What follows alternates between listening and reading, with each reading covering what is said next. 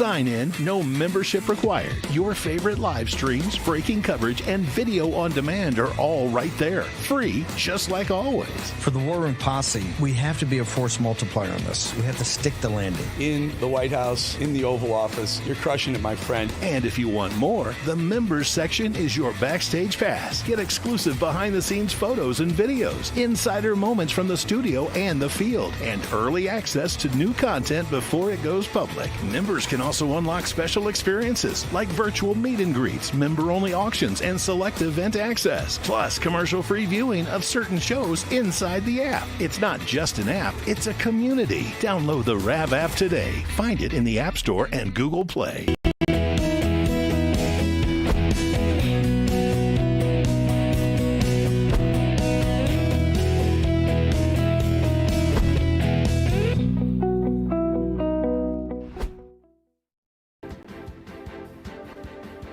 Ahead on American Sunrise, while you were sleeping, Senate Republicans passed a budget blueprint to fund the Department of Homeland Security, ICE, and Border Patrol in the middle of the night.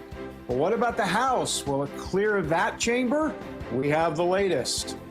Plus, Senator John Kennedy tried to pass the Save America Act last night as part of the budget bill, but guess what? The rhinos thwarted the plan yet again. We're going to tell you who voted against it.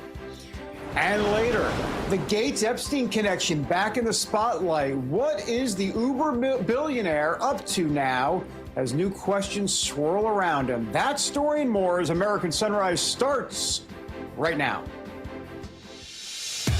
Good morning, America.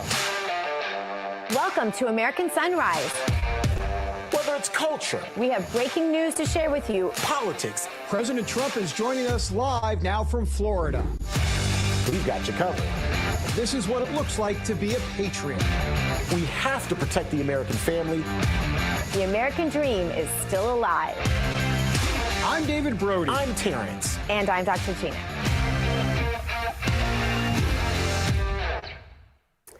Good morning, everybody. I am Dr. Gina. We are live with you from the Palm Beaches. Let's bring in David Brody. He is in Washington, D.C. Terrance Bates is in our Denver newsroom. It's flat tire morning for me, guys. This is not the way I wanted to start this day. I had to walk a couple blocks in the Florida heat in my high heels with my heavy bag and my dog, looking like a complete freak. But you know what? Here we are. I'm happy to be with you. Oh, my gosh. I'm sorry. I would have paid to see that, Dr. Gina. I love you so much, and I don't want you to be in that situation. But if I'm honest, I would have paid to see that. I would have loved to have been on the sidewalk, and I probably would have heckled you. I'm like, oh, that bag looks heavy, lady. Oh, you carrying the dog too? Don't walk too fast. You don't want to sweat, lady. I would have been that guy, admittedly. Yeah. And Gina, dripping sweat. This is why I don't wear my stilettos. This is why I don't wear my stilettos. You know, because with all that makeup, you don't need stilettos, my friend. You don't even need them. Oh, good morning, guys. That's a good point. Good morning. It's going to be a great show. That's how you know. When it starts like this, it's going to be a great show. That's correct. Absolutely. Hey, guys, look, there is a lot to talk about this morning. A couple of related headlines we want to start with. The first one is from Politico, which reads, U.S. Navy chief resigns amid Pentagon infighting. Apparently, Secretary John Phelan, the Navy Secretary, reportedly at odds with the Department of War Secretary Pete Hegseth over battleships, specifically the Trump-class ships that would cost billions of dollars. And then in a separate yet somewhat related headline, the Washington Post writing, clearing the Strait of Hormuz of mines could take 6 months, the Pentagon tells Congress. The Strait of Hormuz apparently filled with landmines these days. The conflict isn't going to wrap up anytime soon. I think that's the long and short of that second headline. So there's a lot to talk about when it comes to the U.S. Navy and its mission in Iran this morning, David.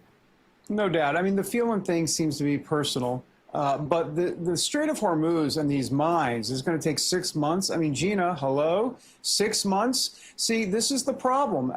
We talked about, okay, you go in, you got to do, we were told 4 to 6 weeks for military conflict. Okay, but that's just like scratching the surface. And now we're in ceasefire stage, and now we hear 6 months of clearing out the mines. And what's next? And all of a sudden, oh, look, it's 2027 and we're still in Iran. Oh, it's early 2028 and we're still in Iran. This is the big concern.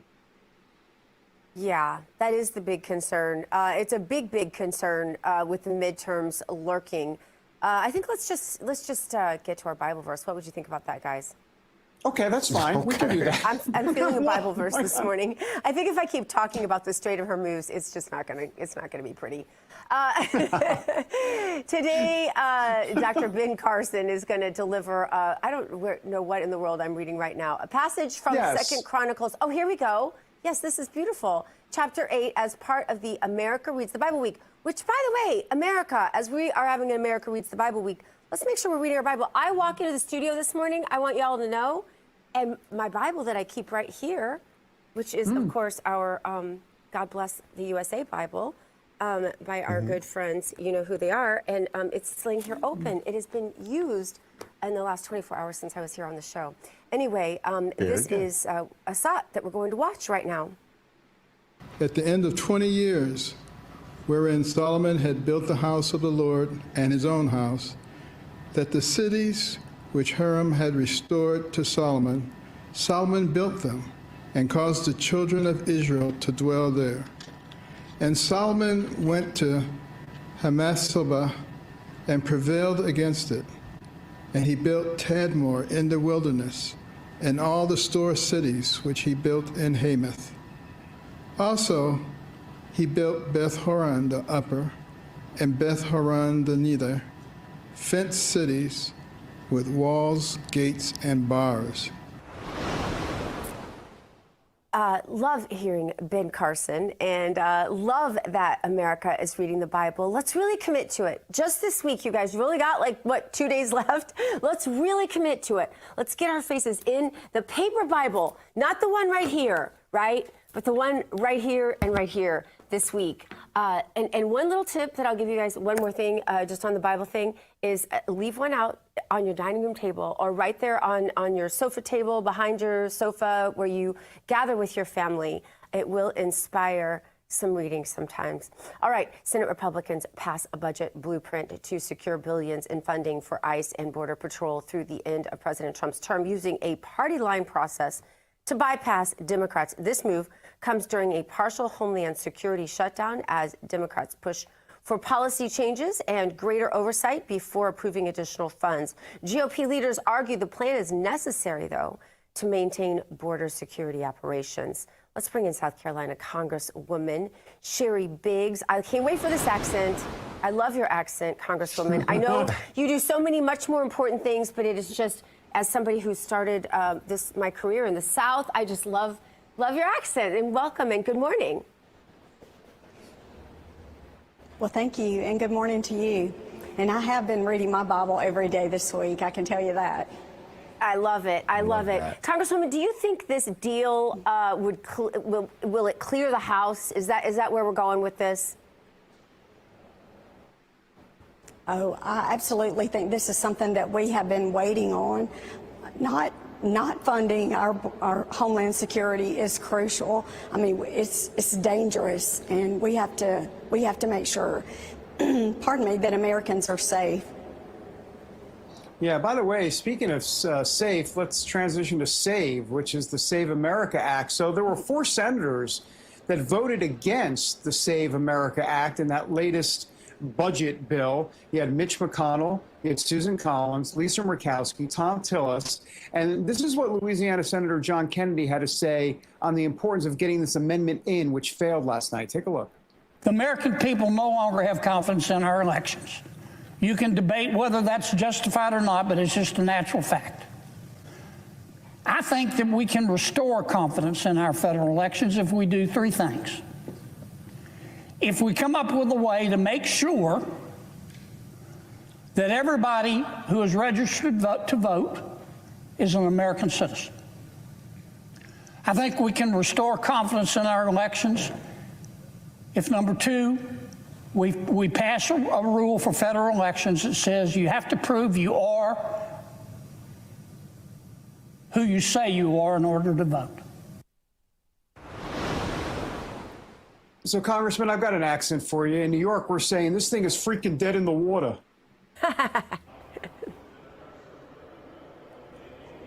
I think it's ridiculous that we're even having this discussion. It's common sense. only Americans should vote in American election. And if you don't want that, then obviously you have an ulterior motive. And I think I'll get on an airplane today and I'll have to have my ID. It's common sense. It's non-negotiable. And the people, the citizens, my constituents, they want to see this through.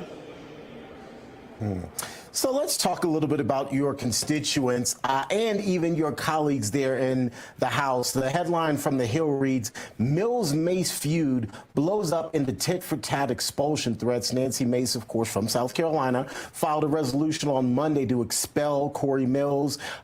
Mace also faces allegations, though, and Mills is slamming Mace as well. It really is a tit-for-tat. How would you like to see all of this play out? Do you think there should be more expulsions or resignations, specifically as it relates to Nancy Mace and Corey Mills? And beyond that, the behavior of some of your colleagues recently, even those who have recently resigned. What is your take on all of this in terms of decorum within the House right now? You know, it absolutely affects morale, and those conversations and accusations are concerning to me. As a member of Congress, I feel like we're held to a higher standard. Our constituents expect more of us. They expect integrity, they expect truth, and they expect transparency. So I think if we should go through the proper process. If accusations are made, we have an ethics committee that can do the investigations, but I think people should be held accountable. And I don't think it matters if you're a Democrat or a Republican. If you're guilty, you should be held accountable, and it should not be up for debate. Will we, Congresswoman, hear anything more this session about any sort of follow-up on the Epstein files? I feel like that story has just died a quiet death, and it frustrates me because there are there's a lot of criminal activity going on out there that people just got away with and are getting away with currently. Well, I'm definitely for transparency, and I think our constituents are, and they feel like there is more information. And it doesn't matter who's in the file. If you're guilty, you should be prosecuted. And that's what the Americans want. And they want people to be held accountable for their actions. And I fully support that. All right. Well, Congresswoman Sherry Biggs, thank you so much for being with us today. We appreciate it. Thank you so much for having me. All right. You guys, coming up, we're going to check out the hottest headlines from the RAV newsroom with the one and only T. Bates. Also later, Ukraine pushes for a high-stakes face-to-face with Zelensky and Putin. Is this a real opening or just a little more diplomatic theater? Would a meeting change anything on the ground? We're going to break it down right here on American Sunrise. And I put our 2 years in my rearview mirror and I drove all night to that Pensacola shoreline. Hey, I'm Dr. Drupinski. I've been a physician for 4 decades. I've been looking at the aging process for a long time. And Fatty 15 is one product that actually slows it down. Fatty 15 comes out of Navy dolphin research. A brilliant veterinarian realized that dolphins get disease much like humans. She looked at what predisposed to those problems, isolated the molecule, gave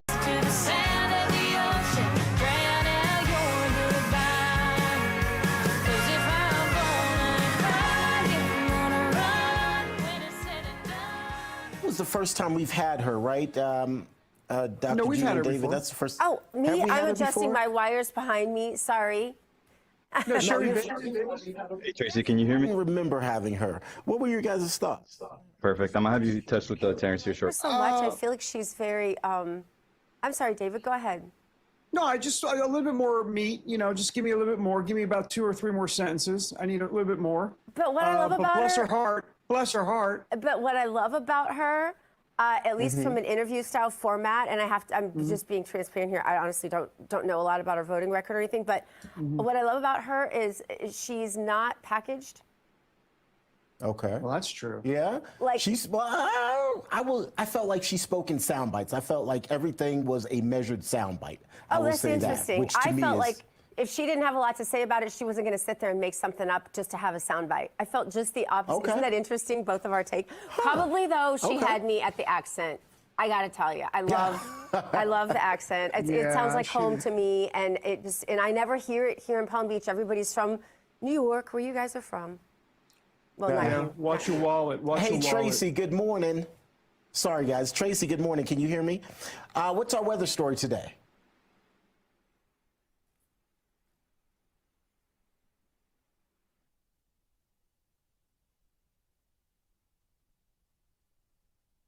This news break is brought to you by AMAC, Association of Mature American Citizens.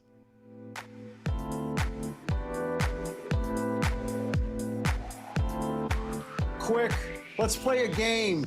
Joe Biden, name the landmark. 3, 2, 1. It's the Statue of Liberty, Joe. Welcome back, everybody, to American Sunrise. I'm David Brody. Coming up, the latest on Iran. First, though, T. Bates standing by with the latest headlines from the Real America's Voice newsroom, sponsored by AMAC. The Association of Mature American Citizens is the conservative voice for Americans 50 and older. AMAC is fighting for the values that you hold dear. Join today. Together, we can right the course of America. The legislative ping pong ball that is the Department of Homeland Security funding is back in the U.S. House's court this morning after Senate Republicans successfully passed a budget plan to fund ICE and Border Patrol, paving the way for separate funding for DHS. The entire department, which includes ICE and CBP, has been shut down since mid-February, marking the longest government shutdown in U.S. history. What did the Democrats get out of all these shutdowns? The long shutdown in the fall, now this is 68, 69 days here on DHS. I can't determine what that is. They wanted to make it about reforms. And so the White House made reforms, we offered up reforms, and they kept moving the goalposts, walking away from it. It became very clear that their base had convinced them that the only thing to do is to defund the police and to go back to the Biden open borders policy. That is effectively what this is all about. Democrats have been holding the agency hostage while demanding policy changes to immigration enforcement agencies. Senate Republicans are now trying to circumvent the Democrat opposition by using budget reconciliation, which only requires a simple majority in the Senate. The current Senate plan passed around 3:30 this morning after a series of votes and amendments. California voters have a lot to consider this morning after the top 6 candidates in the state's open gubernatorial primary participated in a debate on Wednesday. The June 2nd election will feature more than 50 names on the ballot, both Democrat and Republican. At the moment, the 2 Republican candidates are polling at the top of the pack. Friend of the show, Stephen Hilton, is President Trump's choice for the Golden State's top job as the commander-in-chief is endorsing him. It is a deep honor for me to be endorsed by the President of the United States. And here's the thing that's going to help every Californian when I'm governor, is that we will have a constructive relationship and partnership with the federal government, which would be the case, I would hope, for any party in that situation, so that we can make things better in California, work with the President and his administration to manage our forests better, to harvest the timber so we can build the single-family homes we need.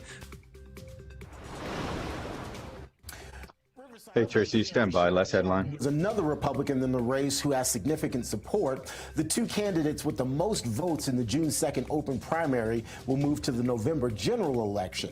If Hilton and Bianco are the top vote getters, California would be assured of having its first Republican governor in just over a decade. Now to the latest from Iran. The ceasefire is still holding despite Iran's recent attack on ships in the Strait of Hormuz. Meantime, the Iranians have not returned to the negotiating table despite efforts by Pakistan to broker a peaceful resolution to the ongoing U.S.-Israeli military operation against the Islamic Republic. Pakistani officials have been meeting with Trump administration official Natalie Baker in Islamabad, hoping to get Iran back to the table for a second round of ceasefire talks. Baker says she appreciates Pakistan's, quote, constructive role in promoting peace.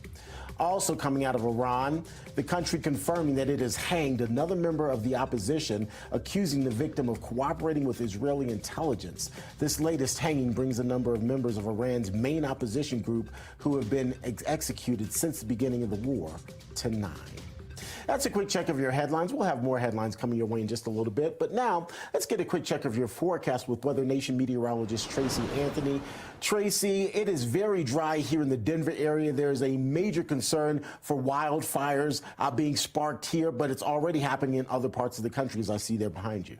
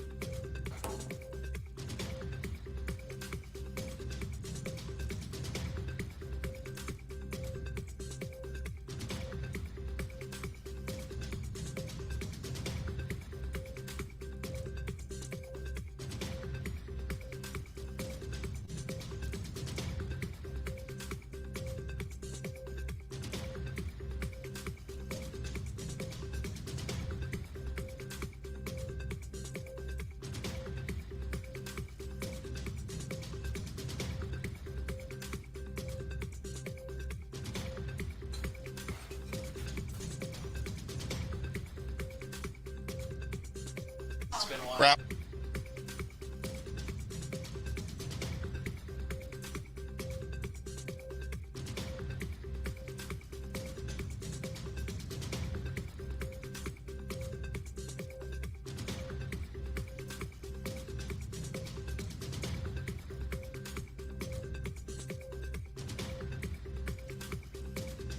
Absolutely, and that's a great reminder and a great segue to download the Weather Nation app, folks. That way, if there is some severe weather in your forecast, you can always stay abreast and keep up to date on what's happening. Tracy, good to see you. We'll check in with you next hour.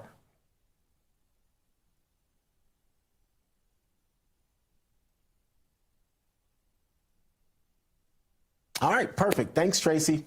Up next, the Strait of Hormuz turned into a minefield. The big question this morning, how long will it take the Pentagon to clear it all out? We'll try to get you that answer next here on American Sunrise.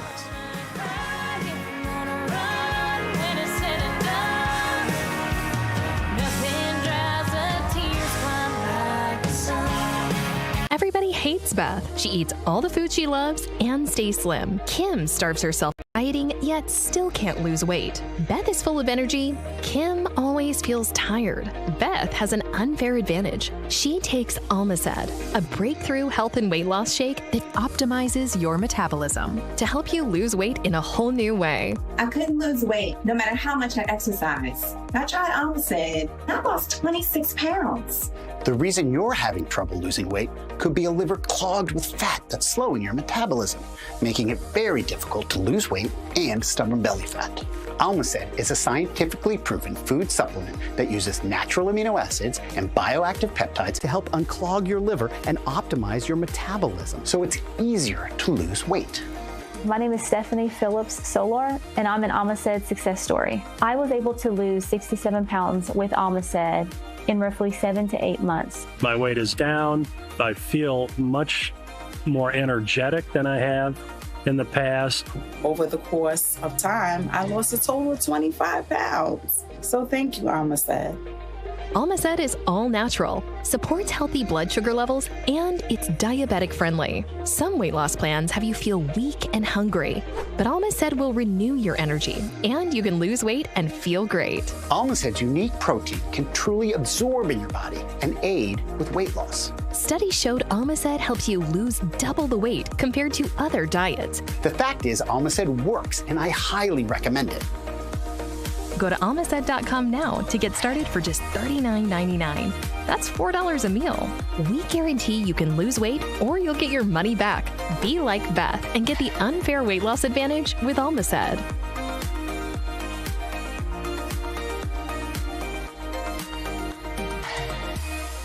Optimizes your metabolism to help you lose weight in a whole new way. I couldn't lose weight no matter how much I exercise. I tried Almacet. I lost 26 pounds. The reason you're having trouble losing weight could be a liver clogged with fat that's slowing your metabolism, making it very difficult to lose weight and stubborn belly fat. Almacet is a scientifically proven food supplement that uses natural amino acids and bioactive peptides to help unclog your liver and optimize your metabolism, so it's easier to lose weight. My name is Stephanie Phillips Solar, and I'm an Almacet success story. I was able to lose 67 pounds with Almacet in roughly 7 to 8 months. My weight is down.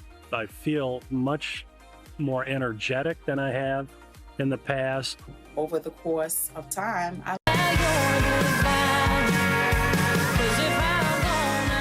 All right. That is still, I believe, the Statue of Liberty, if I'm not mistaken. It looks the same. It hasn't even moved. Welcome back, everybody, to American Sunrise. I'm really not that funny. I've been voted the least funniest in my family after the dog. That is a true story, by the way. Welcome back to the show, folks. The Pentagon has reportedly told Congress in a classified briefing that clearing naval mines from the Strait of Hormuz could take up to 6 months. The strait is a critical route for global oil shipments. Obviously, the assessment, according to sources familiar with the briefing, underscores the scale and complexity of any potential mine clearance operation. All right, let's bring in the founder and CEO of Tower Strategy, LLC, Rick Delatorre. Rick, are you clearing mines? No, you're not clearing mines. What's going on exactly? No, that's kind of that's could be dangerous and hazardous to your health. So help me out here. I mean, 6 months clearing mines. Listen, this whole idea that we're going to wrap this whole thing up, in 4 to 6 weeks, it's not true. It's never been true. So I think, look, what you're seeing with Iran right now is it's a pressure campaign that's moved into one of the most dangerous tools that Iran has, and that is naval mines. So they're not trying to win a conventional fight against the U.S. Navy. There's no way they could ever do that. What they're trying to do is to make the Strait of Hormuz completely unusable. And mines are really the most efficient way to do that. The IRGC, they've invested in this for years. They've got bottom mines, tethered mines, drifting mines. Some are simple and some are certainly much more sophisticated, but they all do the same thing. They create uncertainty. And in a narrow waterway like Hormuz, uncertainty shuts down traffic really fast. Now, on the U.S. side, we do have some real capability there. The U.S. Navy runs dedicated mine countermeasure operation.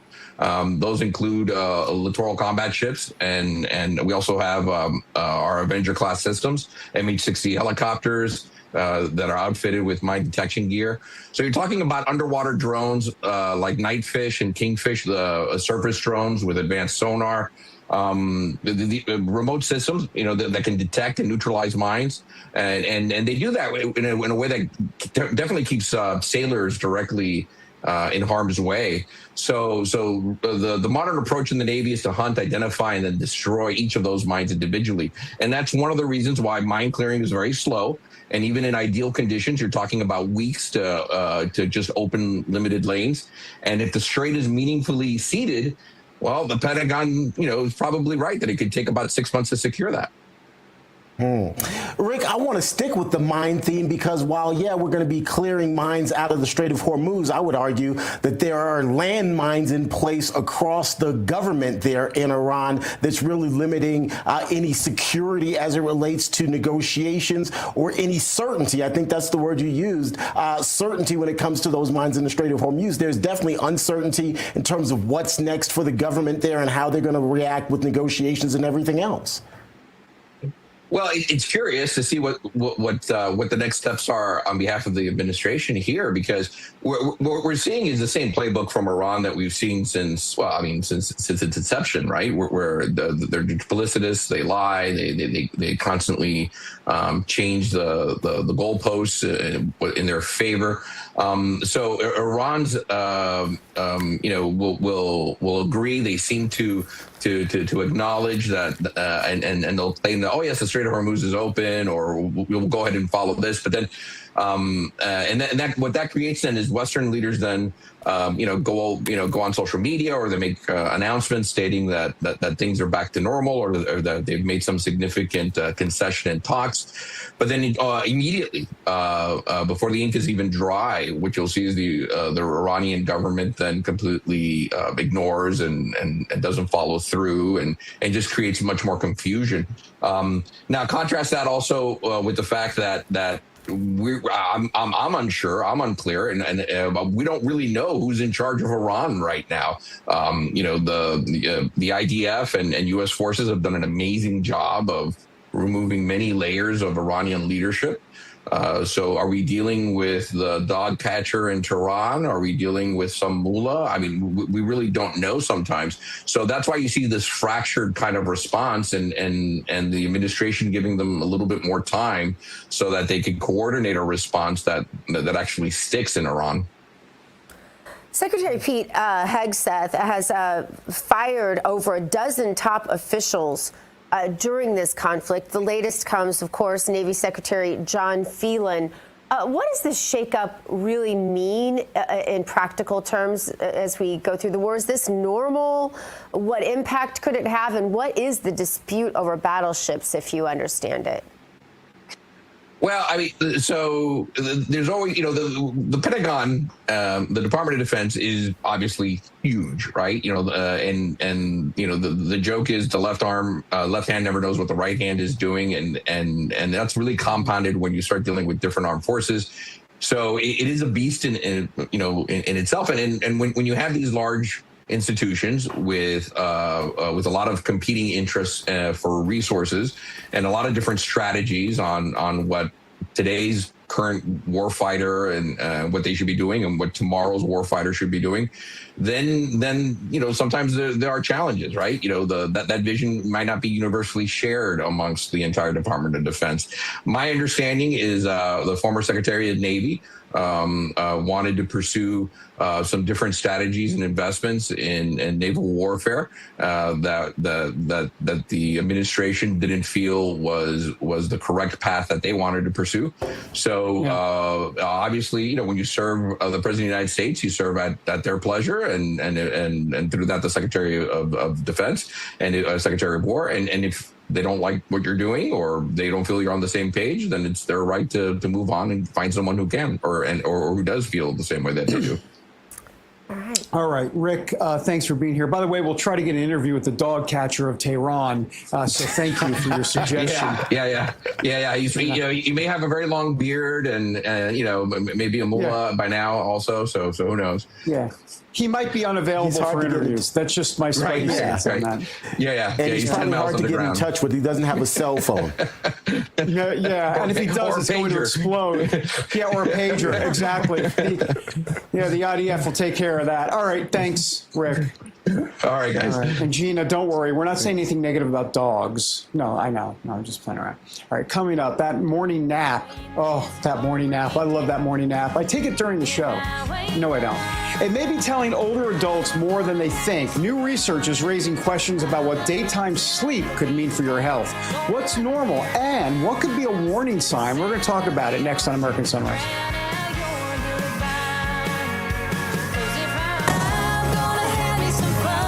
Real America's Music is introducing a new country voice taking the industry by storm. Rachel Holt, a proud patriot who loves God and country. She's bringing something real back to country music. Her new single, Like the Sun, is coming soon, and we're pushing it straight up the charts. Scan the QR code and pre-save. Let's show the industry you don't have to sell out to succeed.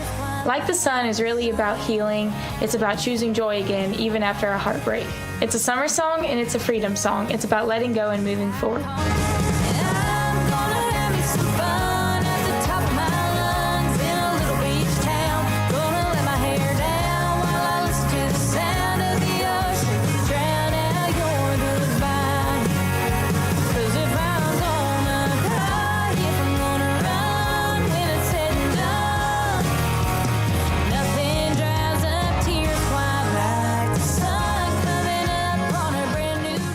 Filter is America's #1 gutter protection system. Yeah, because it's built right.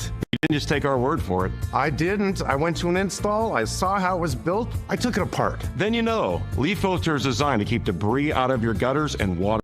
No, that's good. Colby, By the I'm way, cold, and you're sleeping on my blanket. That's not. By the way, can I just say something real quick? And Gina, you always do the voice to text thing, you know, and which, by the way, I understand 52%. But yes, I do it. Yes. Of what you send. But this morning actually, I typed in, or I did my voice text. I was like Strait of Hormuz, and it came back Strait of Hormones. I know. I kid you not. I can't do the Hormuz. Well, I don't know why. First of all, Siri likes to make us into idiots, and because Terrance doesn't have an Apple phone, we can't even correct our stupid. And so, you know, normally I do these huge voice to text, and then I look at, oh my gosh, that's really awful, and I go back and I start fixing it. But with Terrance's phone in the threads, we can't do that. I just can't buy. There's nothing in my house that's Apple, or like everything is Android. I'm sorry, guys. It's always the Android. It's always the Android. Send you an Apple phone, Terrance. Hey, Ed, it's David Brody. Can you hear us? Yes, I can. I cannot believe Terrance doesn't have an Apple product. Yeah, I know. I do not one. Everything is Android in my house. I'm sorry. I suck. I'm sorry. Well, it would be fine if they would just let us correct our stupid, but they don't. I never correct my stupid. I should. Have you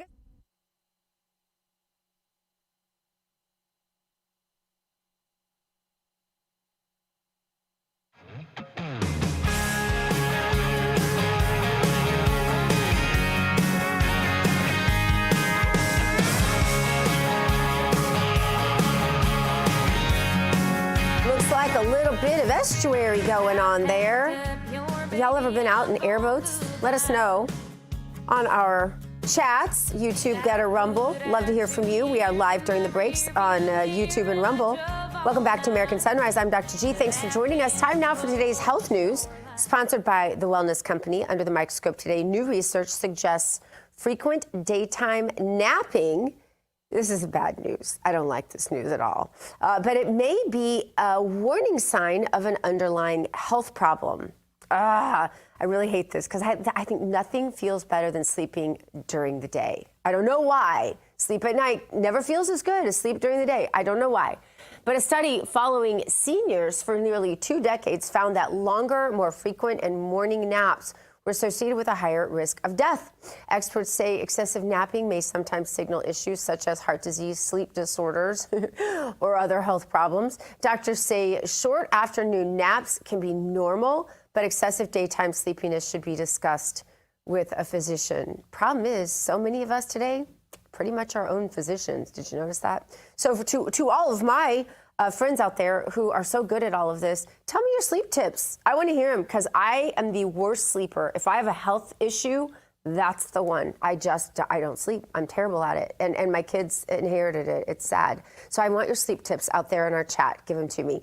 Groundbreaking new study shows that there is safe and inexpensive potential cancer treatment. It's a drug many of us already have heard of, ivermectin. This new study shows that individuals who took ivermectin, the parasite-fighting medication that gained fame, of course, during the COVID pandemic, along with another drug called mebendazole, they saw remarkable results in their battles with cancer. Now, this incredibly promising result has many Americans wondering how they can get ivermectin and mebendazole and how they can get it made in America. That's where the Wellness Company comes in. You see and hear from their doctors on this network. You know their products are the gold standard when it comes to keeping you safe and healthy.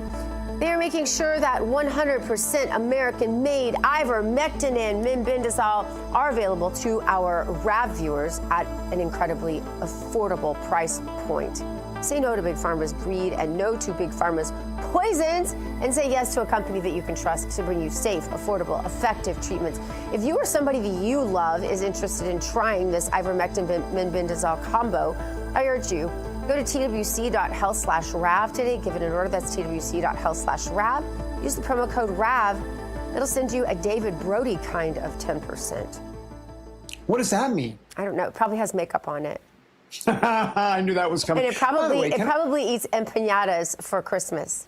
Oh, gosh. You know what? I'll never live it down. Never. I had an empanada at Christmas. Is it sacrilegious? I don't know. Listen, can I just put up this shot for a second? I saw this during your previous story. I feel horrible for these people. I mean, like, how did you get in an AP photo of, like, that shot? Like, I would never want to be that person in that shot. I just feel so bad. Yeah. That's it, Gina. Yeah. Look at these people. But Okay. why is it that a little nap during the day feels so good compared to just sleeping at night, which I don't apparently like to do? I don't know. I'll ask someone that's smart. I don't know the answer. Okay. I don't. All right. I'm going to move on. Can I move on? You Is that can. all right? Oh, I guess, well, clearly the control room has told me to move on.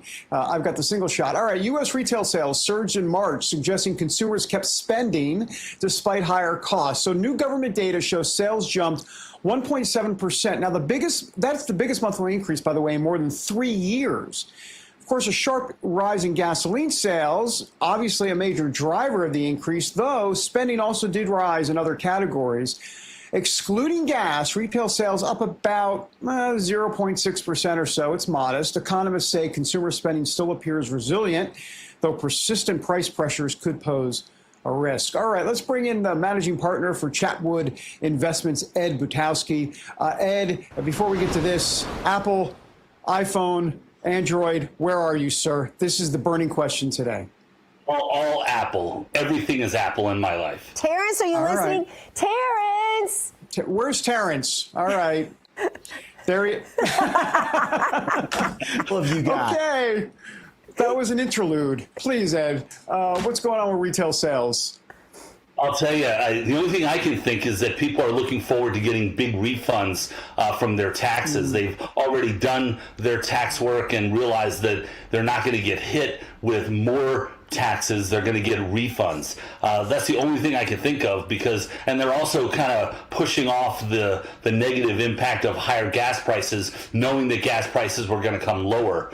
But people continued on with their regular, lives and spending. I know in my house, we didn't miss a beat in terms of spending, and gas prices didn't really impact us. So I think we're pretty normal in that respect, and it just has to be the refunds that are coming from taxes. Yeah, I'm telling you, you want to keep the spending up in America, just plan lots of weddings. And I cannot believe the amount of spending that just goes into a wedding. It's unbelievable. We have some of those coming up in our family. But Ed, I wanted to ask you about this story. I was reading that a lot of Americans are having to perform major repairs on their engines of their cars because they've been putting in the cheaper gas when their luxury car might need the premium gas. And actually, over the long term, I guess it's like putting bologna and Lay's potato chips in for lunch. Over the long term, it's not working out so well for car owners. What do you know about this? Well, my father-in-law worked for Conoco for 32 years, and he said that you only need to put in the higher leaded gasoline every 4 times you fill up. So I can't imagine that people are having car issues because of a lower leaded gasoline, a lower octane. I find that hard to believe in, but I will tell you that if your car does break down, those costs are those are exorbitant.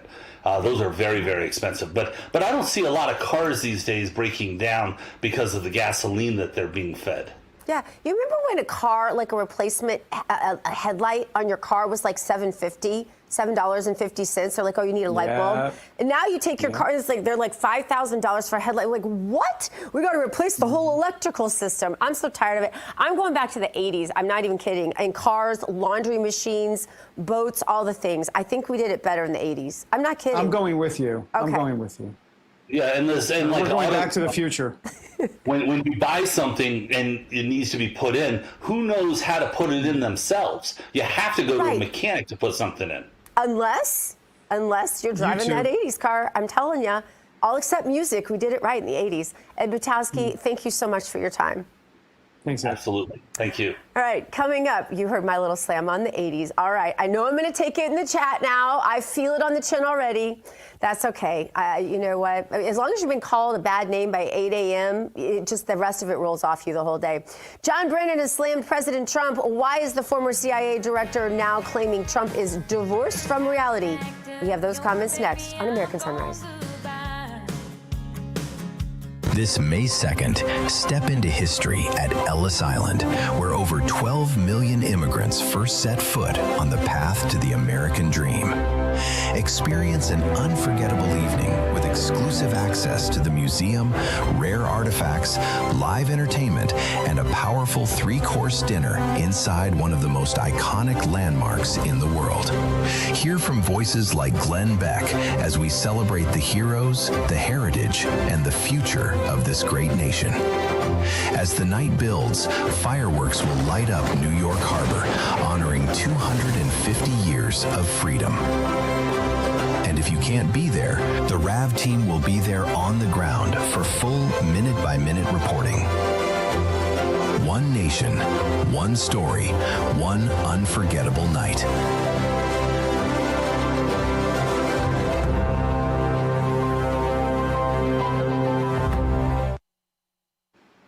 Hey, Pierce, I need to talk to you. Dieting, yet still can't lose weight. Beth is full of energy. Kim always feels tired. Beth has an unfair advantage. She takes Almacet, a breakthrough health and weight loss shake that optimizes your metabolism to help you lose weight in a whole new way. I couldn't lose weight no matter how much I exercise. I tried Almacet. I lost 26 pounds. The reason you're having trouble losing weight could be a liver clogged with fat that's slowing your metabolism, making it very difficult to lose weight and stubborn belly fat.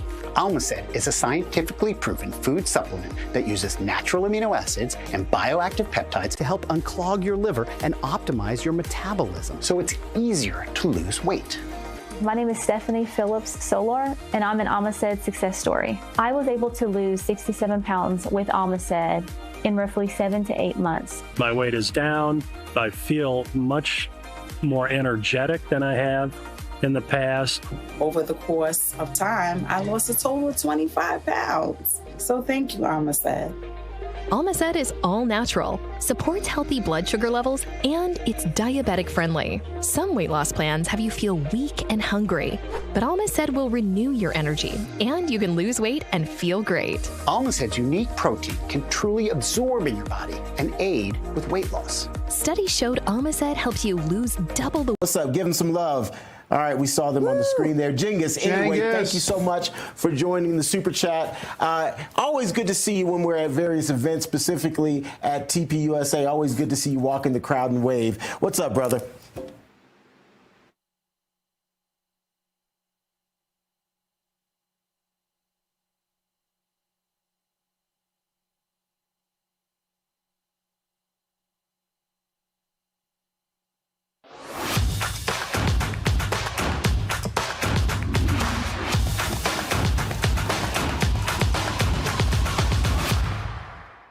Welcome back to American Sunrise. It is now time to stay awake, not woke. And today we are discussing former CIA Director John Brennan, who said President Trump is divorced from reality when it comes to the war in Iran. Take a look.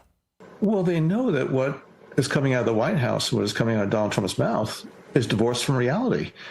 And, you know, our adversaries and the Iranians know as well. And again, they're just so shocked. I think everybody is shocked that the President of the United States has engaged in this type of performative actions of, you know, misrepresenting the truth, lying, and being so, I guess, inconsistent and incoherent in terms of our strategic approach on this. And unfortunately, you know, we are really in a mess now. The world is in a mess because of this Iran war. And, you know, I do hope we're going to be able to get out of it sooner rather than later. Let's now bring in Dr. Gina, David, and Terrance for more. Terrance, want to get your thoughts first on this. You know, the one thing I will say, inconsistent is like the last word you could use. President Trump has said over and over again, Iran cannot have a nuclear weapon. I don't know how much more consistent he could be. Right. The goals and the strategy, I think, have been pretty consistent. What's been inconsistent is the response from Iran. And so the president and the administration in general, I think, are reacting to the inconsistency within Iran and its actions, which may appear to others as an inconsistency. But in terms of policy, in terms of operational response, the president and his administration have been absolutely consistent, David. My argument would simply be they're also reacting to the inconsistency coming out of Iran, which is a challenge. Yeah, I mean, 100%. I mean, who listens to John Brennan anyhow? I mean, my dog doesn't even listen to John Brennan. Now, my dog's conservative, but still, my dog doesn't listen. And here's the other thing. Here's what I don't understand. So this whole taco stuff with Trump, right? Trump always chickens out, tacos. What are they talking about? Have they checked in Venezuela recently? Have they checked in Iran recently? Have they checked in at the border? I mean, Trump is the anti-taco. He's not the taco. I mean, these liberals drive me up a wall. And then what happens? You know the deal. I have to take a sedative. And that means a copay. And that's a problem for me because it costs me money. Gina. He lost me with tacos. Yeah, Gina, I'm still back at taco, and I'm for some reason craving Gina. enchiladas today. I love them with the green sauce. I'll send you an empanada. You asked who listens to Brennan. I'm a big fan. I mean, I'm a news junkie, and I love to listen to those that I maybe disagree with, and I love to try to be convinced by people that have opinions that I think I am in contrast to. So I love to put on MS Now. For me, this is a trip of trips because I listen to these people. You know, if I put on, other networks, let's just say that maybe aren't exactly in sync with our narrative here at RAV, which I believe is just the truth and like authentic truth. But anyway, some of them I'm like, okay, that's an interesting perspective. Okay, I hadn't really thought about it. Oh, that's how they see this. That's why they're mad about this. That's the lie they believe about this, right? That's how I see most of these. But MS Now and Brennan are special. They make me feel like we are for sure going to win the midterms because people that are this off their rocker and completely live in a parallel universe and operate in no realm of truth whatsoever, those are the kind of people that are doing the marketing and the heavy lifting for us to win the midterms. We have to appreciate them, David. Yeah, well said, Gina. All right, there's more American Sunrise right after the break. Stay with us.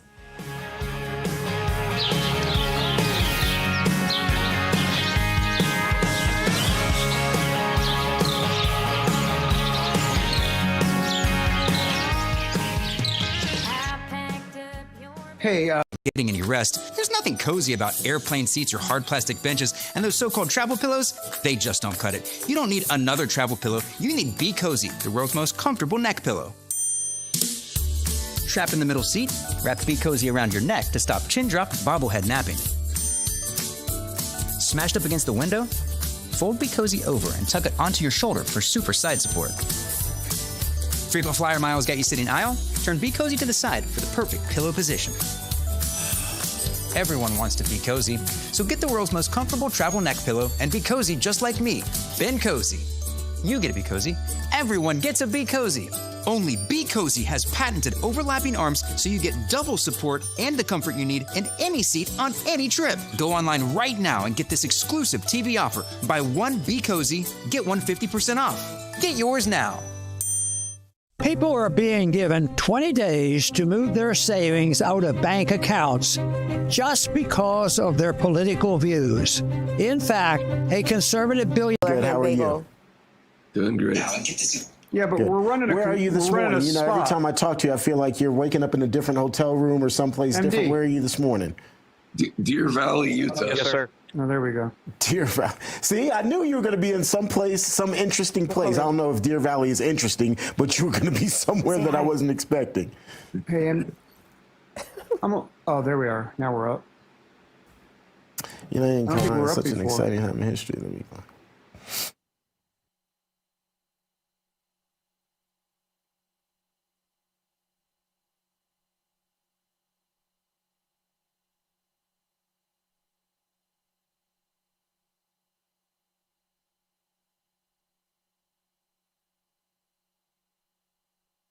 God bless the USA. In the beginning, God created the heaven and the earth.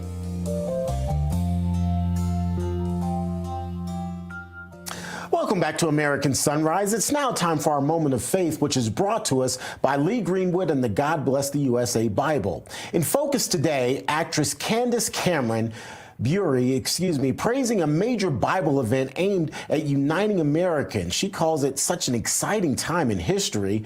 The week-long America Reads the Bible event in Washington, D.C. features hundreds of participants reading scripture from Genesis to Revelation. President Trump has been one of those participants.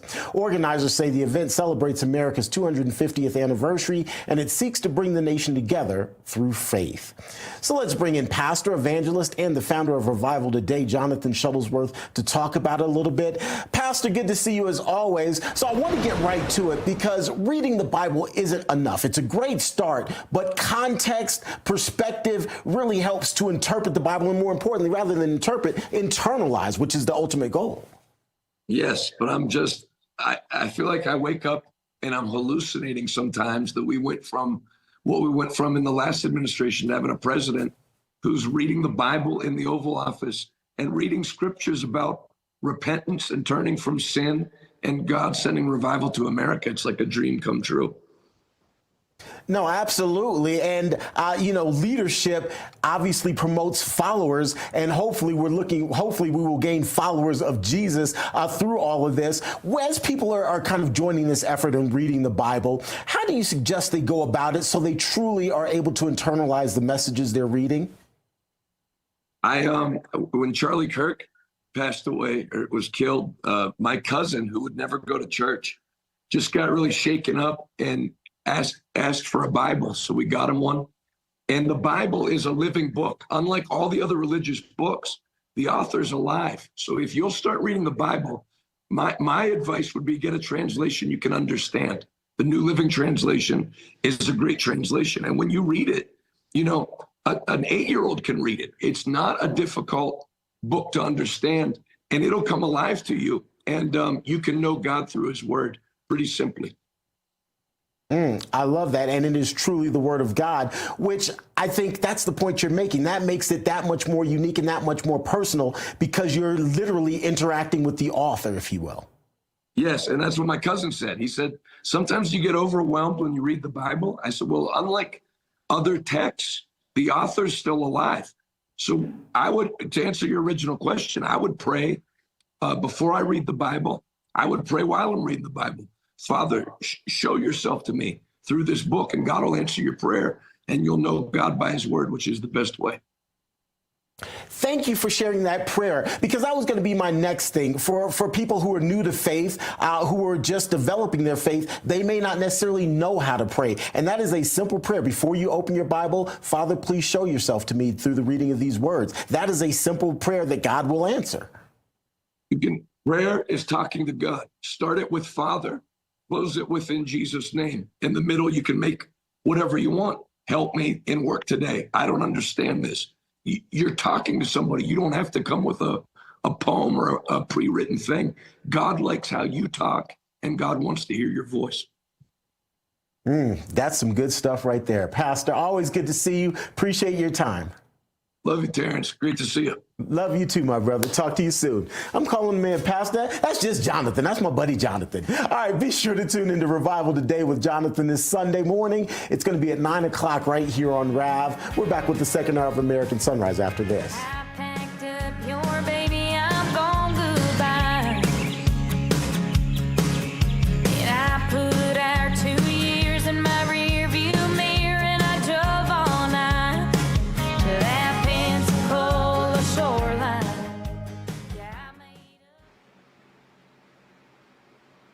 Okay, let's see.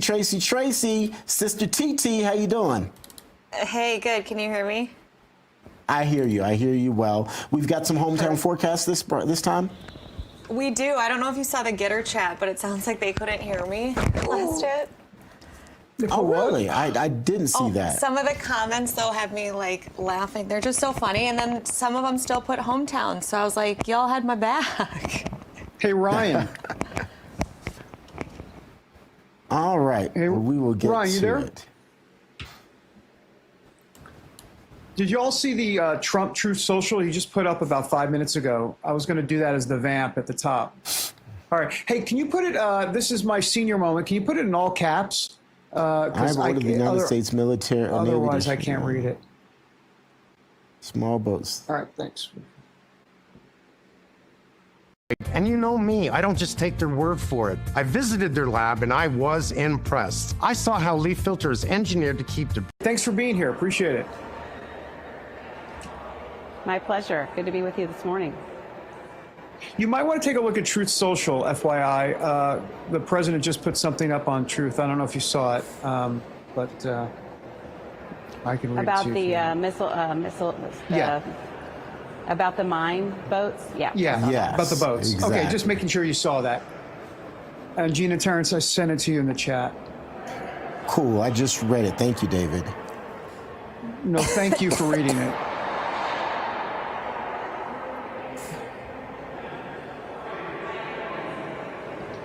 I feel like he knows we're on the air, and he puts out that Truth Social right at about 8:40 a.m. Congresswoman, are you staying in D.C. or are you heading back to Indiana this weekend? I will be going back to Indiana late this evening, home this weekend, back for next week of all of the things we have to get done in the next week. Got you. And that's kind of why I'm asking. It seems like most of your colleagues are heading home for the weekend and then coming back. You know, kind of getting their mind right for this full slate of issues you guys have to vote on here. Okay. Hey guys, thanks for being with us in the chat. We appreciate you. We're going live here. Would you like to see my makeup tips? Here you go. This is all I do. Literally, I do this 6 times a day. There. How's this? Just 6? David, you missed a spot. Go to the left a little bit. Pierce, I need a hairbrush.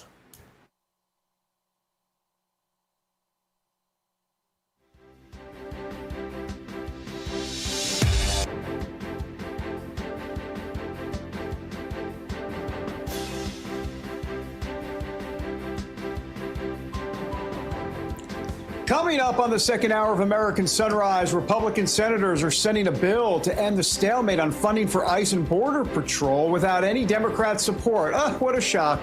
The bill now heads to the House. We will have the latest from Capitol Hill. Plus, Florida Congressman Corey Mills says he has no plans to resign as an ethics probe against him moves forward. The latest on the House ethics scandals later on.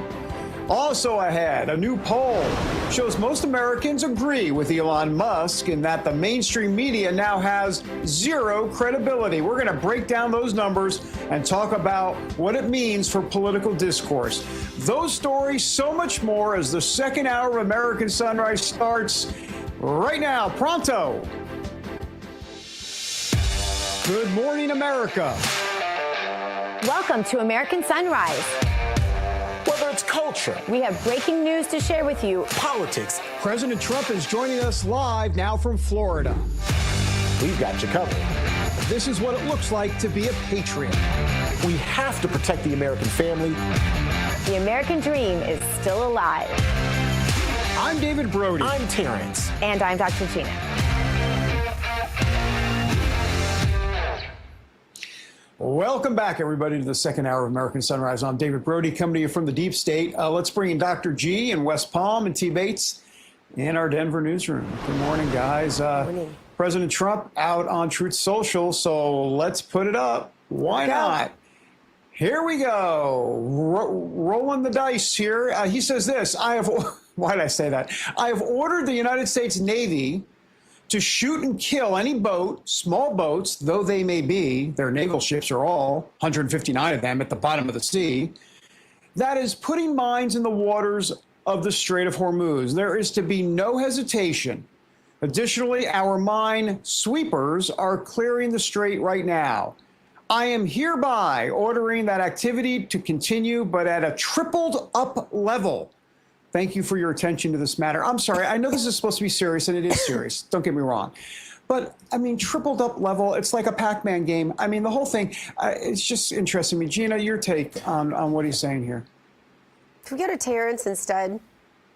Sure, Terrance. Okay, so my interpretation of this, and again, I read this probably just a few minutes ago, similar to you. My interpretation of this is President Trump's way of saying the ceasefire is over. All right, we may not attack mainland Iran at this point, but if any of your ships are anywhere in the water, we're taking them out. That's my interpretation. Now, again, that's not exactly what he said, but that's just how I see all of this. That's my interpretation. Well, am I off base here? Is that not how you guys see it? I don't think you're off base, and I'll say this. I'll go a step further. I think what he's going to end up doing, and we've said this for a while. I shouldn't say we. I won't speak for both of you, but what I've said, he's going to finish the job. I believe it will finish, and I think it's going to get messy, and I think we're going to the blow to smithereens portion of this war. I think it's going to happen. These people are crazy. He knows it. He wants to deal with them. He wants peace, but they don't want peace. And you can't have peace if one party doesn't want it. And that's what I think is going to end up happening. And David, you have consistently said that from literally day one of this war. And you've watched a lot of politics in your lifetime. And I'm just so it's been sort of interesting watching your predictions come to fruition here. Wow. Hey, Dr. Gina, I don't want to put you on the spot, even though I am, but I'm curious about your hesitance. You seem, this morning at least, a bit hesitant to talk about this. Is it just that you're tired of it and you're ready to get it over with? Just your mindset right now. You don't even have to take a position if you don't want to, but I'm curious about your mindset. Yeah, I honestly just didn't have that much to say. I think your average American out there who's trying to get their family budget together and, look at if they can take a vacation with their family this summer with gas prices and things. And I know people don't want me to mention gas prices. That's become an attack on Trump. But gas prices are a real thing. They're not just in our gas tank, but in our consumer goods, et cetera, et cetera. Yep. And I think that they don't know from day to day whether we're in a ceasefire or not because it changes every day. I think we're just watching what David Brody predicted from day one, and you too, frankly, Terrance, that this is not going to be a simple war to solve. Wars aren't simple by their very nature. And now I've said too much, and the producers are shutting me up. See, that's what happens when you wind me up and get me talking, Terrance. No, I appreciate it because I just was curious, and I think many voters were curious as well. And I get you. Like, I really feel you. As my wife told me the other day, I smell what you're putting down, so I feel you, Dr. Gina. That may have been too much, my bad, but she did say it. All right, let's get to a couple of headlines of the day. The legislative ping pong ball that's Department of Homeland Security funding is back in the U.S. House's court this morning after Senate Republicans successfully passed a budget plan to fund ICE and Border Patrol, paving the way for separate funding for DHS. The entire department, which includes ICE and CBP, has been shut down since mid-February, marking the longest government shutdown in U.S. history. Senate Republicans are circumventing the Democrat opposition by using budget reconciliation, which only requires a simple majority. The current Senate plan, by the way, passed around 3:30 this morning after a series of votes and amendments. And California voters have a lot to consider this morning after the top 6 candidates in the state's open gubernatorial primary participated in the debate on Wednesday. The June 2nd election will feature more than 50 names on the ballot, both Democrat and Republican. At the moment, the two Republican candidates who are polling the top of the pack are friend of the show Steve Hilton. He, of course, is President Trump's choice for the Golden State's top job as the commander-in-chief is endorsing him. Riverside County Sheriff Chad Bianco is another Republican in the race who has significant support. The two candidates with the most votes in the June 2nd open primary will move to the November general election, and if Hilton and Bianco are the top vote getters in June, California would be assured of having a Republican governor. The ceasefire between the U.S. and Iran is still holding despite Iran's recent attack on ships in the Strait of Hormuz. Meantime, the Iranians have not returned to the negotiating table. Pakistan, on the other hand, working to broker a peaceful resolution to the ongoing U.S.-Israeli military operation against the Islamic Republic. Pakistani officials have been meeting with Trump administration official Natalie Baker in Islamabad, hoping to get Iran back to the bargaining table for a second round of ceasefire talks. Baker says she appreciates Pakistan's, quote, constructive role in promoting peace. And as we've been reporting just this morning, President Trump out with a new Truth Social post, basically warning that any Iranian ships in the Strait are going to be bombed. So that warning is out, meaning the ceasefire may be a little bit more flimsy than it had been over the past couple of days. We'll continue to monitor that for you, though, throughout the day and over the next several weeks. Right now, though, let's get a quick check of your hometown forecast. Weather Nation meteorologist Tracy Anthony joining us. Tracy, good morning.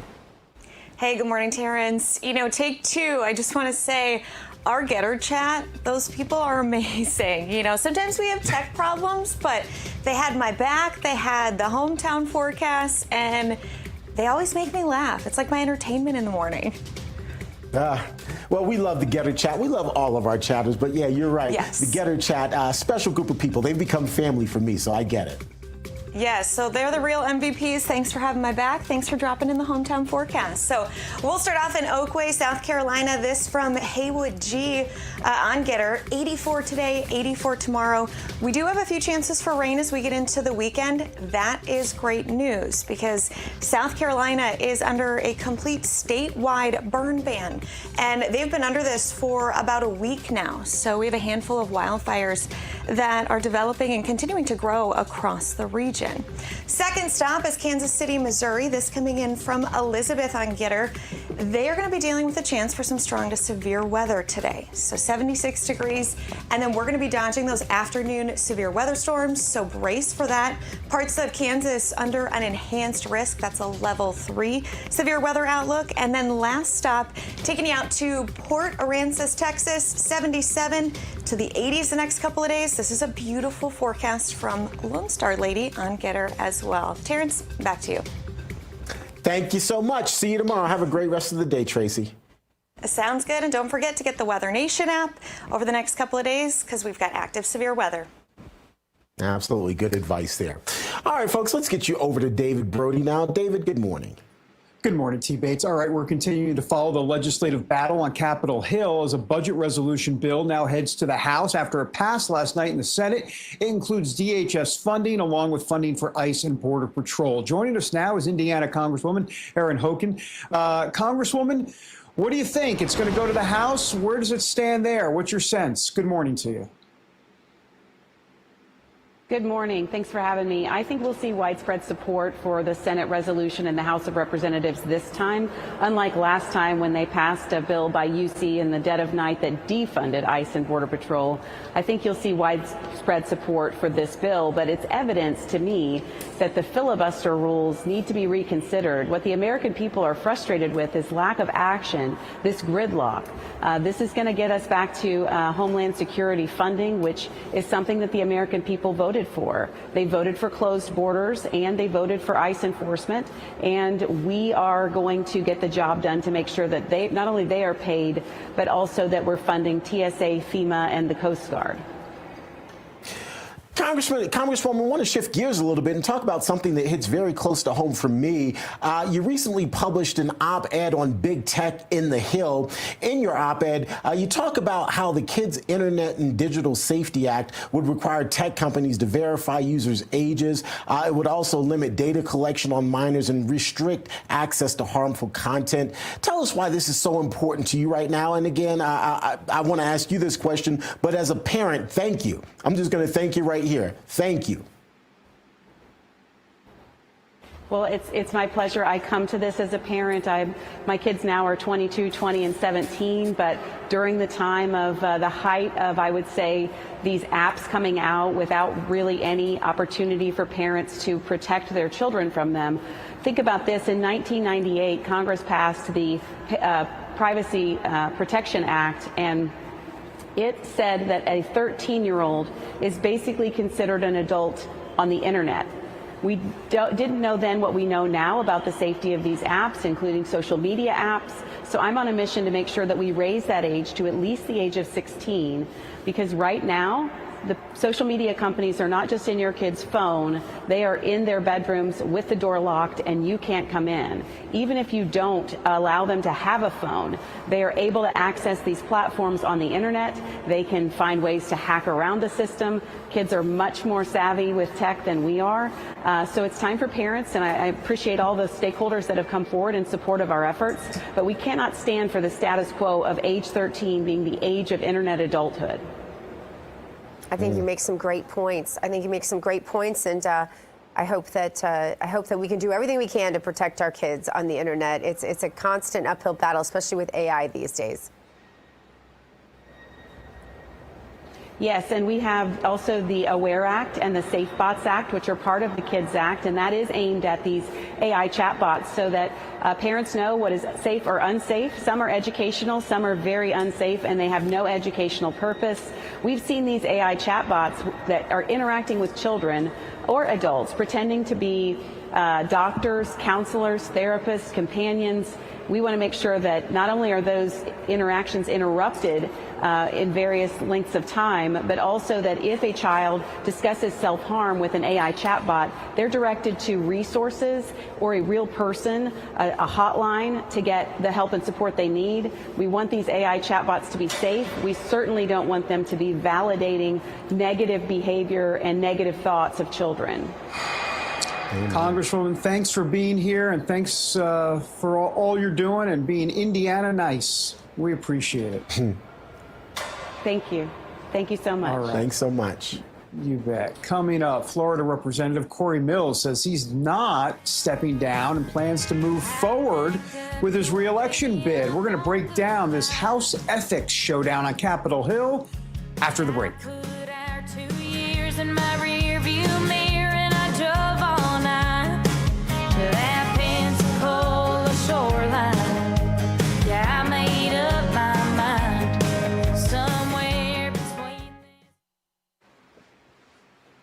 Yet still.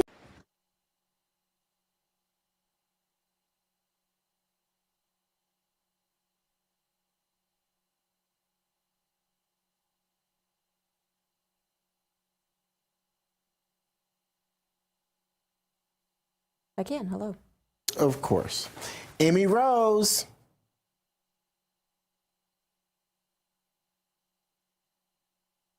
Okay, sounds good.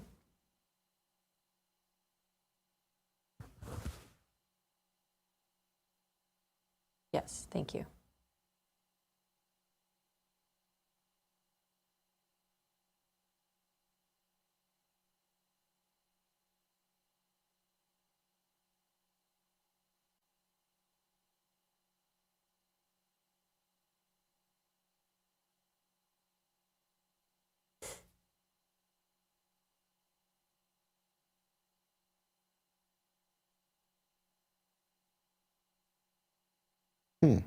Interesting. All right, what's next?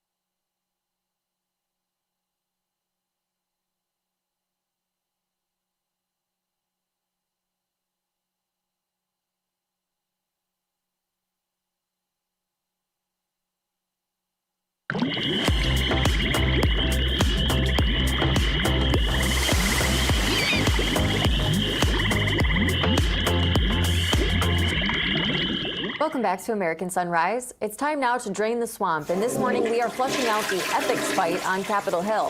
Florida Congressman Corey Mills says he will not resign from Congress.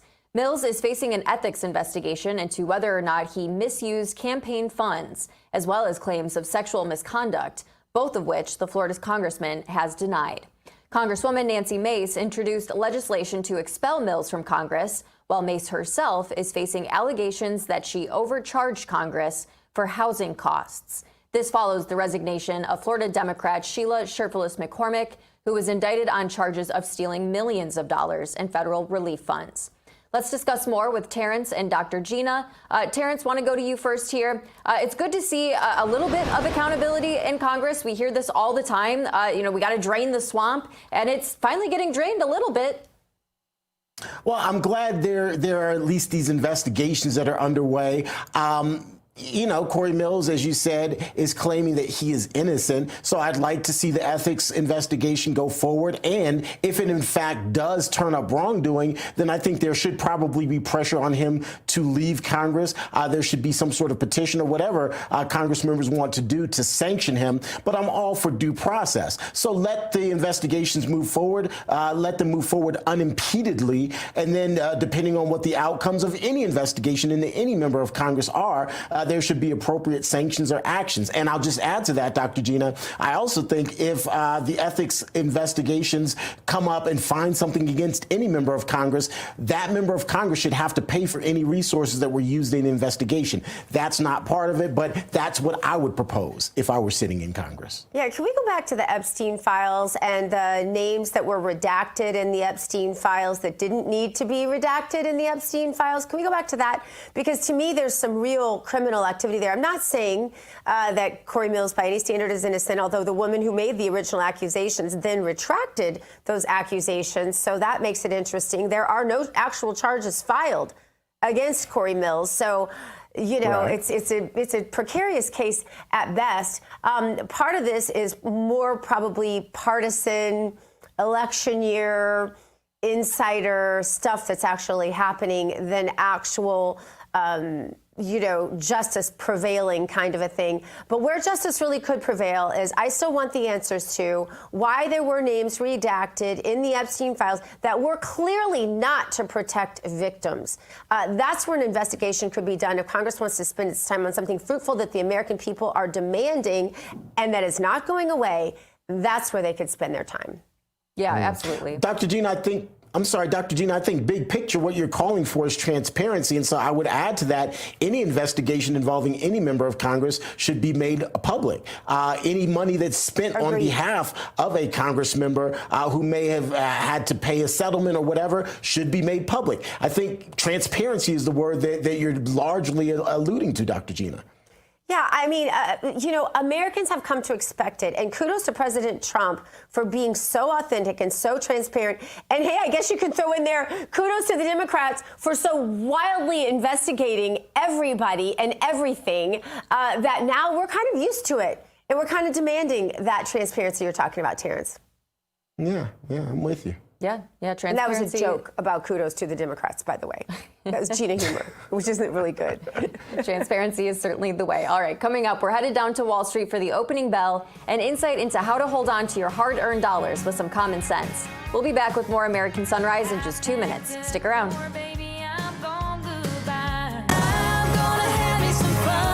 Real America's Music is introducing a new country voice taking the industry by storm. Rachel Holt, a proud patriot who loves God and country. She's bringing something real back to country music. Her new single, Like the Sun, is coming soon, and we're pushing it straight up the charts. Scan the QR code and pre-save. Let's show the industry you don't have to sell out to succeed. Like the Sun is really about healing. It's about choosing joy again, even after a heartbreak. It's a summer song and it's a freedom song. It's about letting go and moving forward.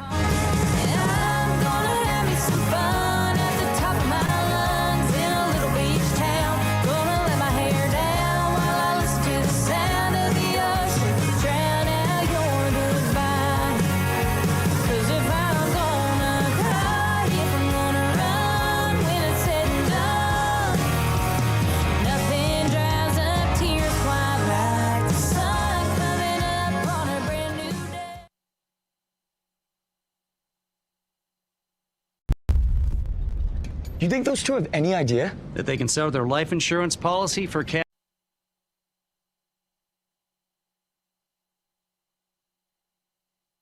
Okay.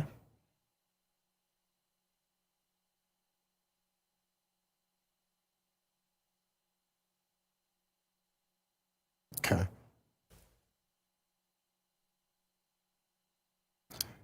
All right, market futures today. Let's see what we're looking at.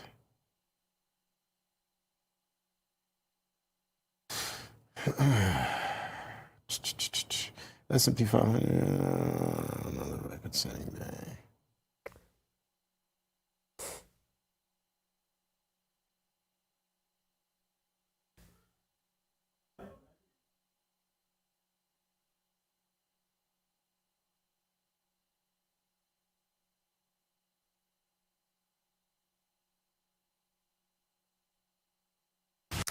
So we're doing futures, then tossing to this recorded piece that we've got, and then coming back for the opening bell, correct? Gotcha. Just wanted to make sure. Thank you.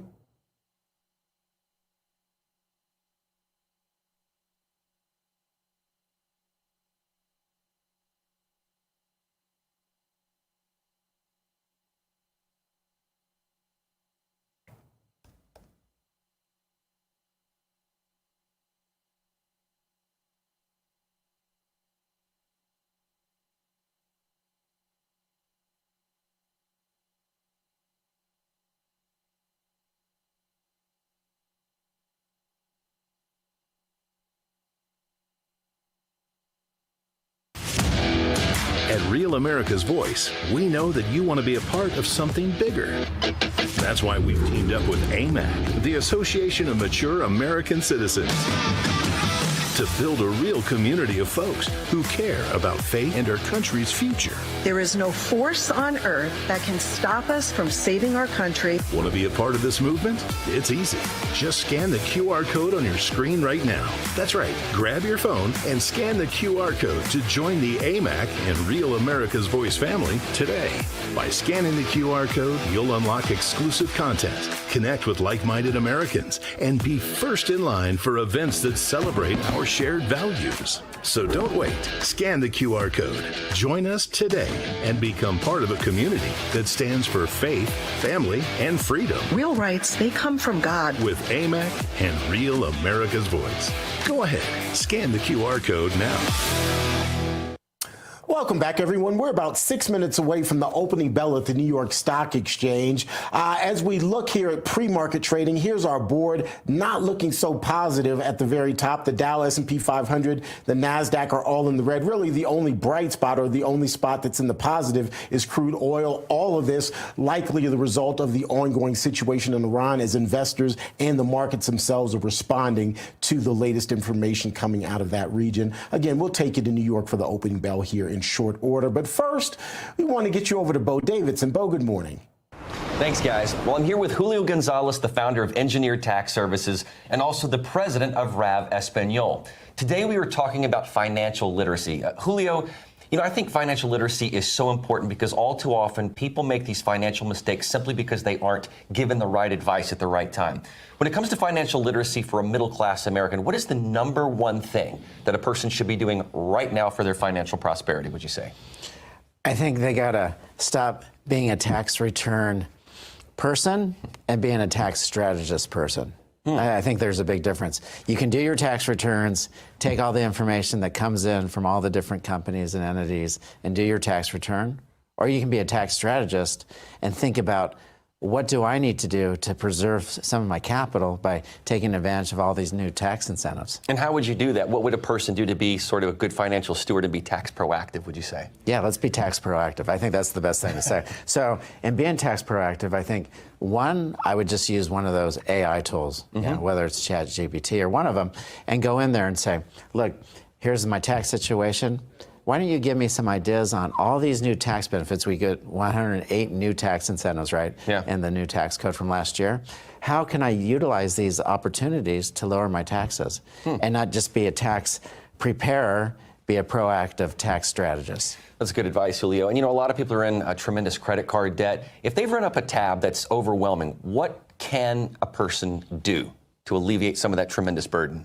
And we see the reports that this is happening all across the country, right? People are running up those credit cards. I think, one, we have to organize them in terms of what's the highest interest rate, right? Because one may be at 18%, one may be at 11%, one may have promotions. So let's do that.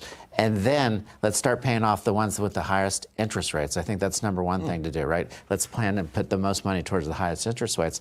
And then start thinking about how do I come up with a strategy to pay these off and be more proactive in not having credit card debt or eliminating it. Yeah. And I want to just share with you one quick thing.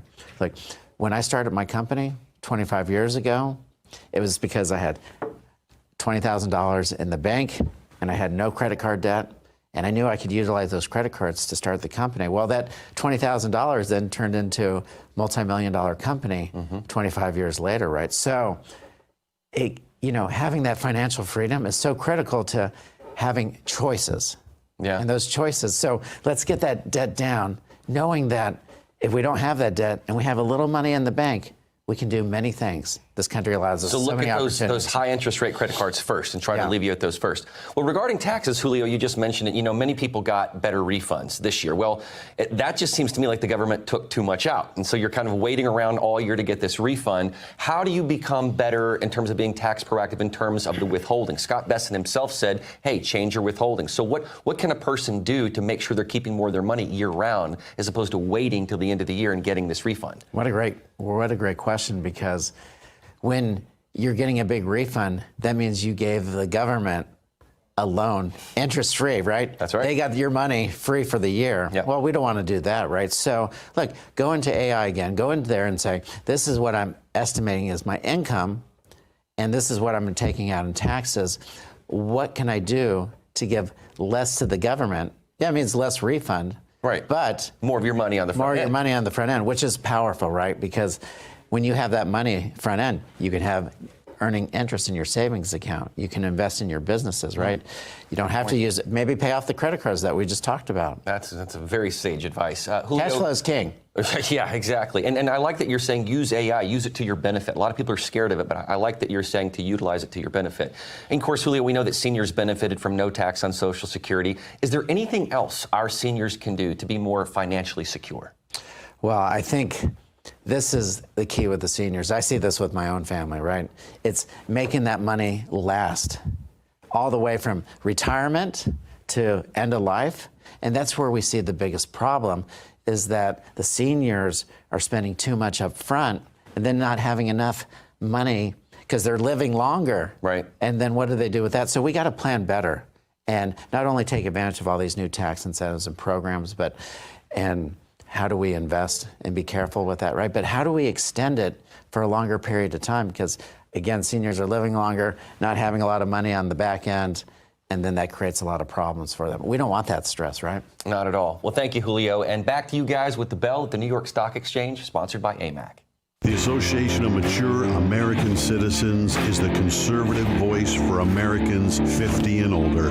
AMAC is fighting for the values that you hold dear. Join today. Together, we can write the course of America. The applause is underway at the New York Stock Exchange. The bell is going to ring here momentarily, and then we'll get an idea of how the markets are looking on this Thursday of trading. Right on cue, there you have it, ladies and gentlemen. The market's officially open, those first trades being entered, and not much of a change from the futures market to the actual markets being open. As you can see, lots of red on our board. The Dow, S&P 500, and the NASDAQ are all in the red.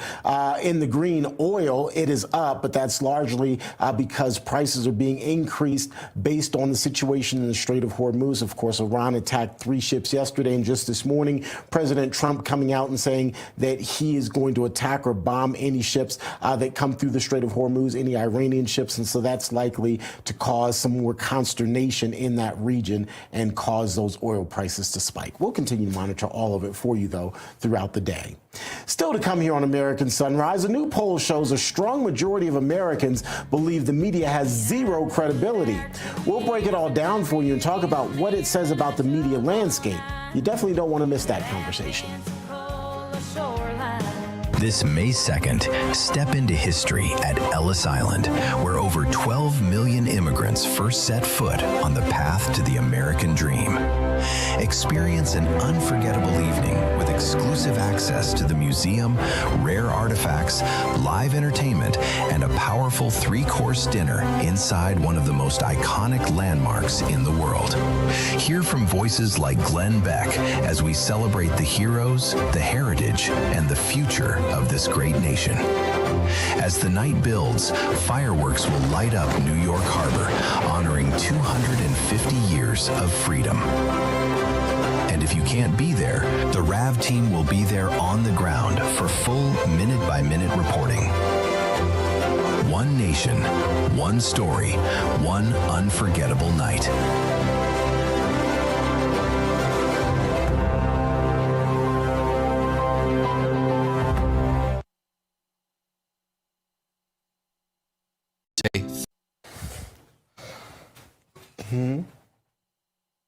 Okay.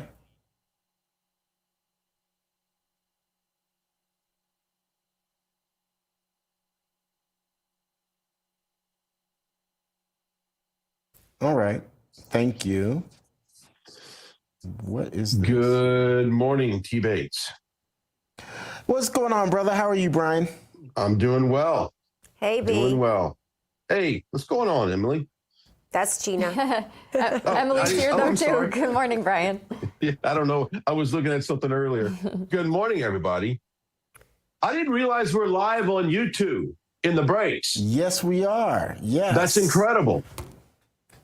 Thanks for the warning. Yes. You guys, I just sent you this thing about Eric Burleson saying that the military, the U.S. Army built a military base around a huge UFO. He heard it in a skiff, also outside of one. It's too big to move, so they just built a military base around it. It's incredible. What a great story. Yeah, it's a great. I think a fascinating story is all these scientists that are disappearing. I know. I honestly, there's something to that. There is. Yeah. Savannah Guthrie's mom goes missing, and we have a month-long wall-to-wall coverage. It's the only thing on the news. And then, but yet all these scientists disappear, and you can go on CNN on the mobile app and scroll, and you won't even see that story, any of these stories. What do you think is happening to him, Brian? Do you hear any scuttlebutt there? No, I mean, I just started kind of trying to find.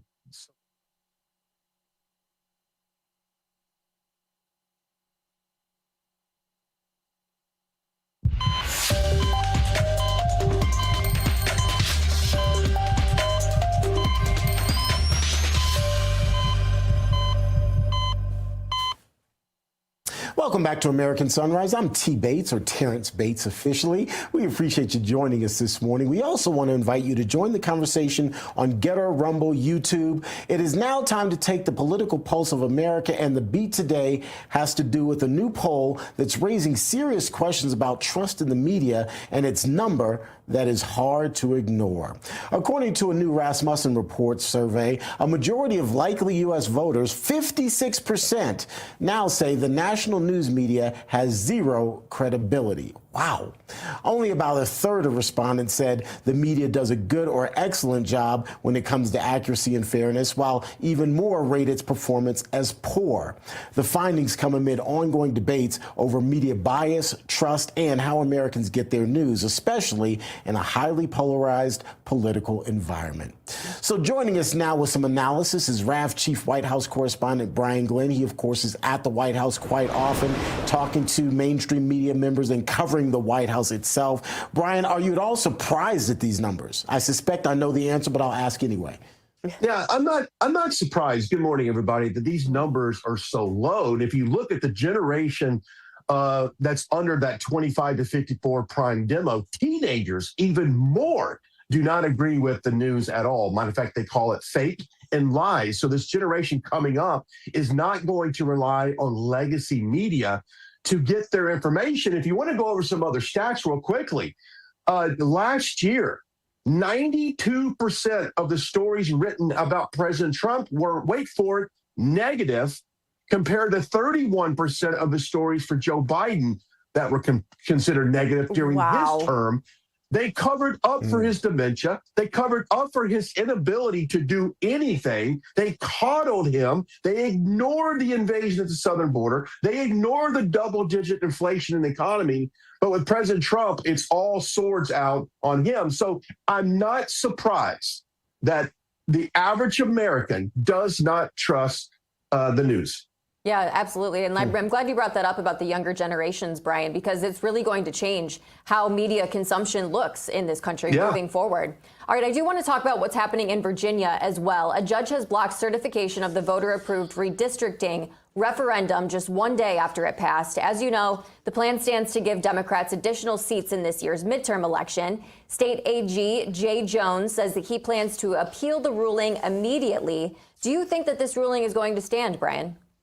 I do. Sadly, I really do. And Virginia is blue. They just elected a radical governor for Virginia. And I want to throw some blame here for a second, because if you look at how much cash is on hand to RNC and MAGA Inc. and all the consultant class that's telling the RNC what to do, they have spent more money and effort trying to reelect Lindsey Graham and John Cornyn and going after Thomas Massie rather than focusing on Virginia. From what I've been told is that they even turned away Turning Point USA's effort to get out the vote in Virginia. From what I was told, they didn't do that. They spent no money trying to fight this. So I'm not surprised that the voters went the way they did. Was it a fake election? Was it stolen? I don't know. I think that's yet to be determined.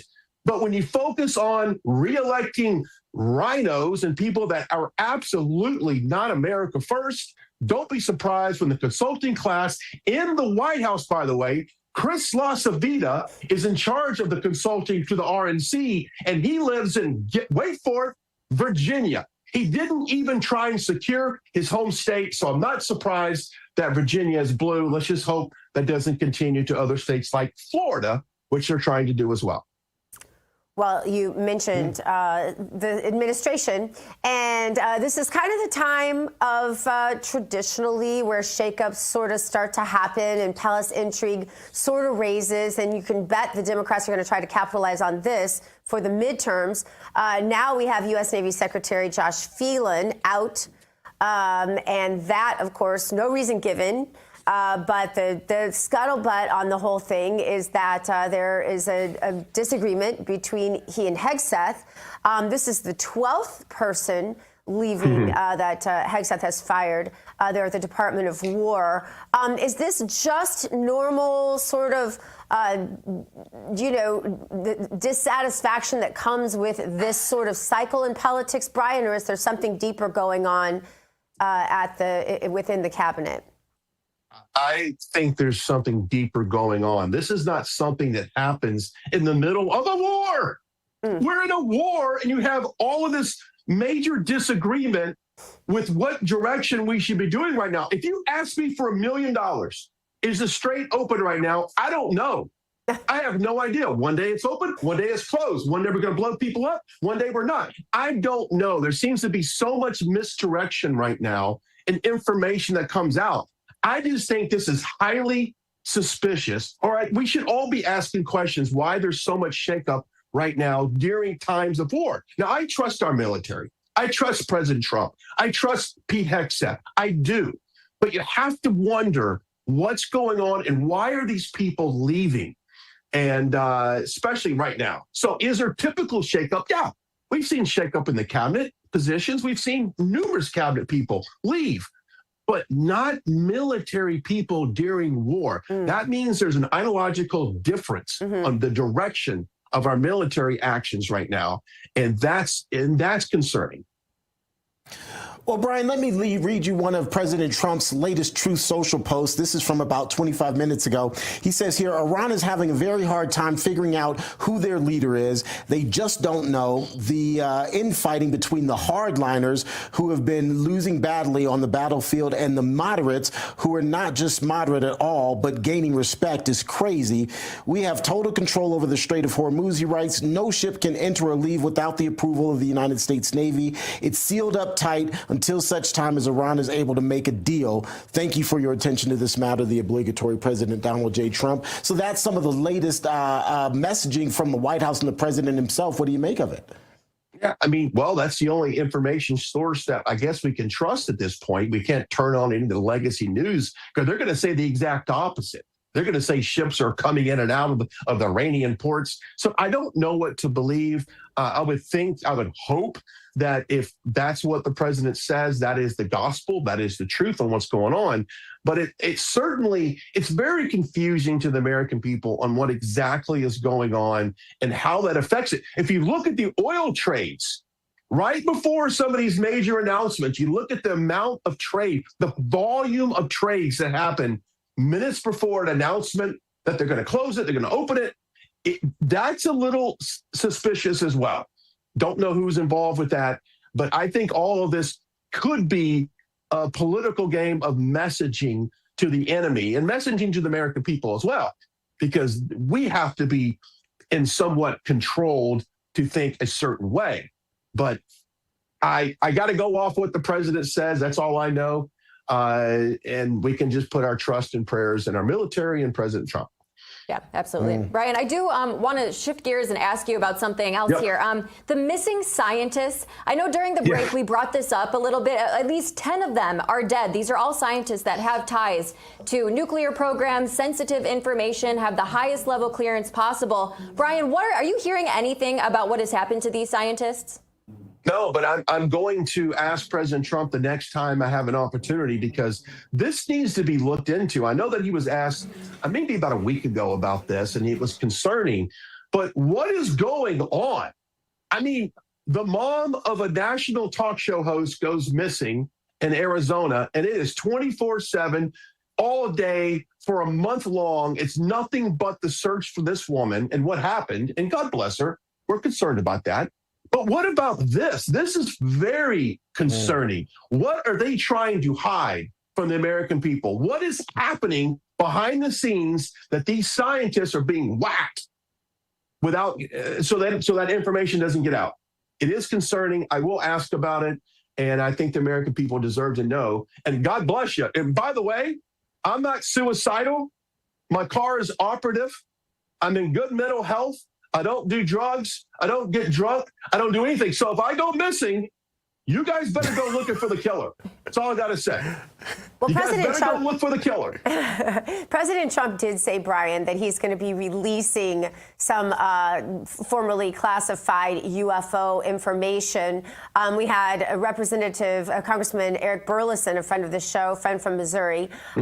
He said that there was a massive UFO that fell to the earth or landed on the earth, and the U.S. built a military fort around it to try to cover it up.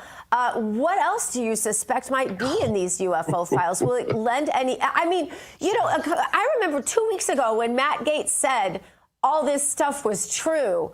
People were like, oh, Matt Gaetz is crazy. And now everybody's like, well, yeah, it's actually kind of, Anna Paulina Luna came out and said it was true. I mean, what is going on here? What are we going to hear in these files that President Trump is going to declassify?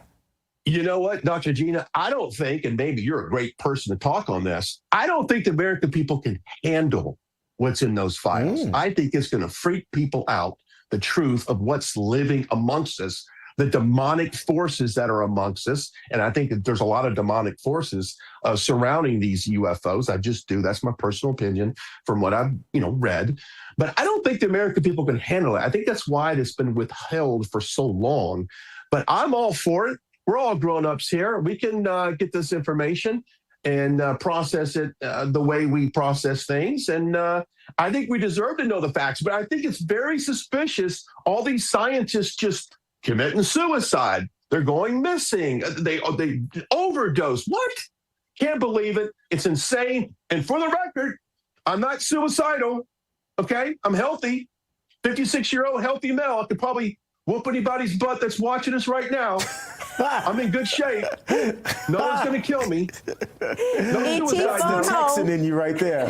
That's the Texan in you, Brian. I'm healthy and I could probably whoop anybody's butt that's watching. If something happens to me, put Put them up, put them up, put them up, put them up. I got you, Brian. And that's not fake news, everybody. All right, I love you guys. I'll see you tomorrow. Love you back, B. Thanks for being on with us. That was fun. That was fun. The ending there, I got a kick out of that. Brian Glenn reporting for us this morning. Thanks for being with us, Brian. Thanks, Brian.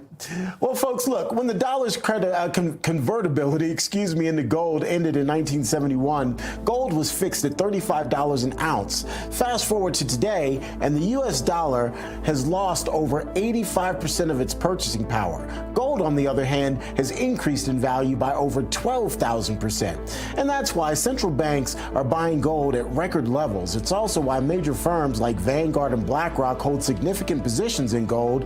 And it's why we encourage you to consider diversifying at least a portion of your savings into physical gold with the folks from the Birch Gold Group.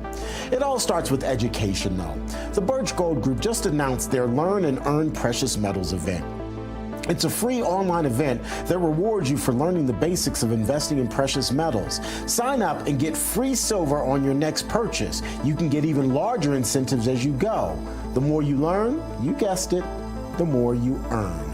But you have to act now, as this special event only runs through April 30th. The dollar lost its anchor in 1971, but today we don't want you to lose yours. So text the word America to the number 989898 and join the folks at the Birch Gold Group and their Learn and Earn Precious Metals event. It starts, or you have to get it done by April 30th. Text the word America to the number 989898 today. All right, folks, we're going to take a quick break. When we come back, Democrats continue to target FBI Director Kash Patel for allegedly drinking on the job. You won't believe what they're demanding. Next. We'll have the details for you after the break.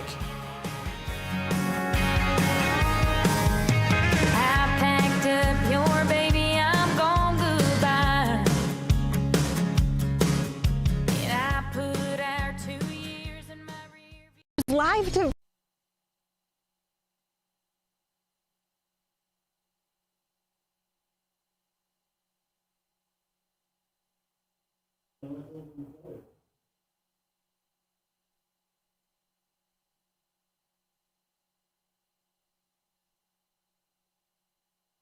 Uh-oh.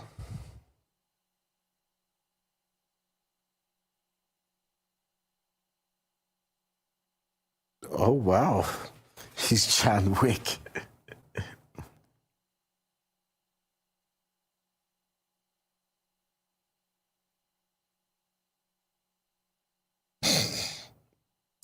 You guys are hilarious. Yeah, for some reason I can't get in right now. What is going on?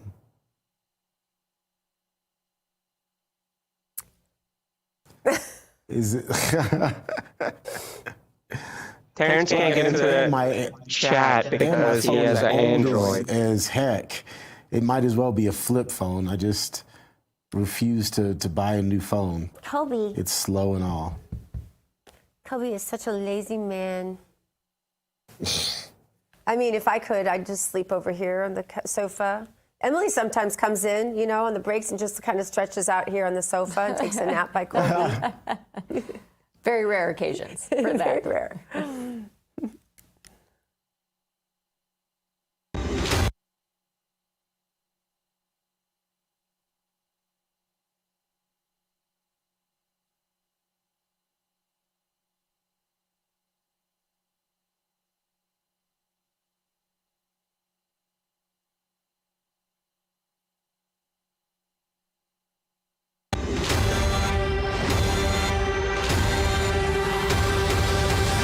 Let's spill some tea.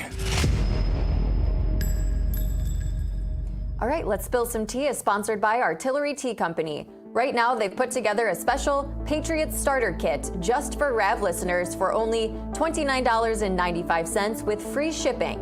You'll get 5 premium sample packs of their top 5 flavors: Morning Moab, Gadsden Green, Gunpowder Green, Howitzer Heavy, and Rack Out Remedy. That's over 30 servings, so you can try some of their best teas and find your new favorites. Every kit helps support veterans and first responders. It's completely risk-free. If you don't love at least 3 of the flavors, you get a full refund and keep the samples. To grab yours, head to artillerytea.com/patriots. This special offer is limited, so don't wait.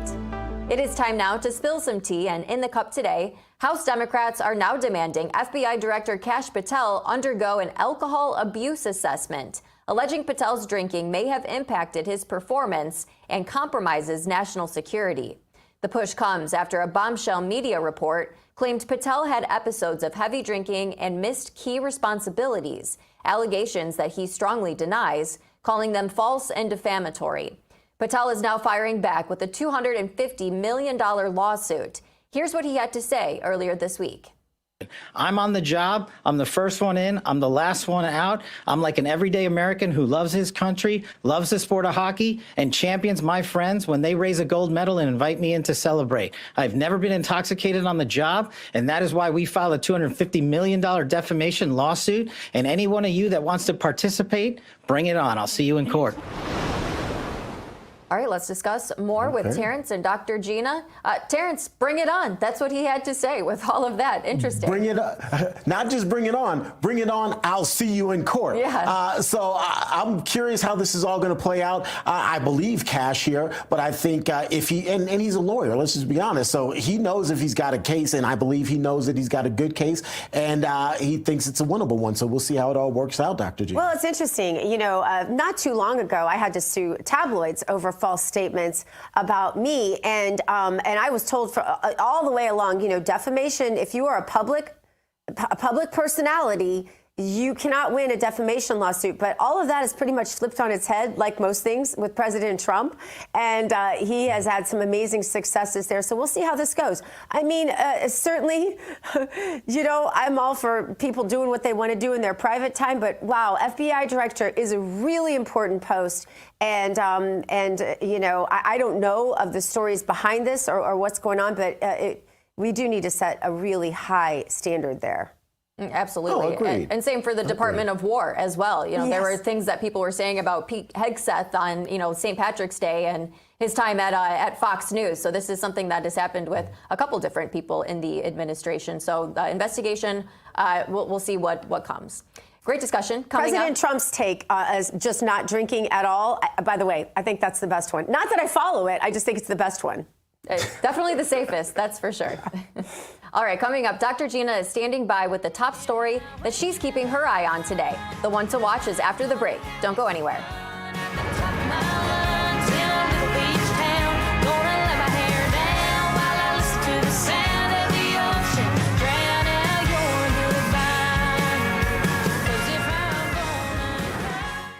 They're back. He went during his confirmation. Hearings. Okay. They were talking about stuff like that. So what are Dr. G, quick. Yeah. Go ahead. Quick question for you, and if you don't want to answer in this public forum, that's fine. I hope it's not bad. Isn't the wedding coming up like next month? Oh yeah, no, it's 3 weeks away. Oh my gosh. Okay. I was trying to go through my text to get the date, and we've had so many conversations that I was just like, okay, let me just ask her because I could not find it. But I was like, it's coming up. It's coming up. It's coming up. My whole living room right now is just pink stuff. Are you going to wear the same dress from the previous one, or are you still working on the dress? You can't wear the same dress. I knew the answer, but I was like, I'm going to ask anyway. Maybe. No, I am a little What she really said is, how dare you, Terrance? How dare you? That was pretty much the tone. How dare you even ask that? Shame on you. No. Actually, I'm so lucky to live here. Emily knows this here. A lot of people offer to make you dresses for events like this. So I actually have several dresses. Wow. I haven't even chosen what dress yet. But it has to be pink because my sweet daughter-in-law to be is like pink princess, literally like pink Disney princess. Ah, okay. Cutest thing I ever. can't wait to see the dress now. Yeah, well, I'm excited too. I don't know which one I'm going to go with yet, but I need to get to those things done too. Well, no, you guys have been on my mind and my heart, and I literally was thinking about it, and I was going through all of our text messages because I remember getting the text message, but it's, you know, it was months ago, and I was like, okay, I'm not going back that far, so let me just ask her. I knew it was coming up soon, though.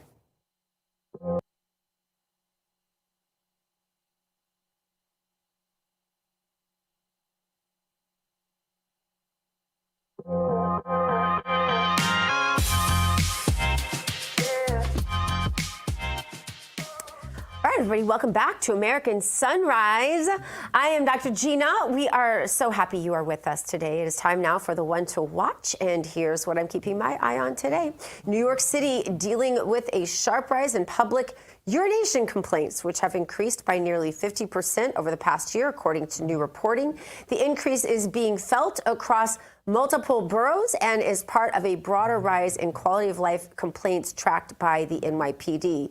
And law enforcement says it has received a jaw-dropping 316 complaints so far this year. City officials are pointing to a limited access to public restrooms and ongoing enforcement challenges. Now, Mayor Zohran Mamdani, he is facing growing scrutiny over, imagine that, how the administration is addressing, or rather not addressing, urban cleanliness and public order issues. Can't say I'm surprised, Terrance. You know, this isn't really, though, about public urination. That's not really the issue. That's sort of the way they prosecute fruitless homelessness. One of the most disturbing things I've seen over the last couple of days is the amount of precious dogs out there on the streets, in cages, sometimes under tarps, because they use the dogs to test their drugs on to check for fentanyl. That's horrific. Horrific. And you have several volunteer groups of animal lovers like myself who have now made it their business to go out there and find these dogs and try to at least get them water and food. Oh, my God. I'm glad you kind of painted the bigger picture here, because when we were talking about this story this morning, while public urination is obviously nasty, and while any city would want clean streets, to be honest with you, my initial thought was, okay, who cares? Like, who would report public urination, especially in a city like New York that has so many other crimes that are being committed on a daily basis? I would think the focus would be on something bigger like that. But I think you added some perspective to maybe the larger issue that's at play here, Dr. Gina. Yeah, it's really about using the laws that we have on the books to try to take care of the homelessness issue, right? We used to call them bums. Anybody else remember that? Vagrants. I mean, there were a lot of words, this homelessness thing. You know, I'm not going to, there are, our veteran population that is out there is really sad. What happened with deinstitutionalization over the last 10, 20 years has put a lot more people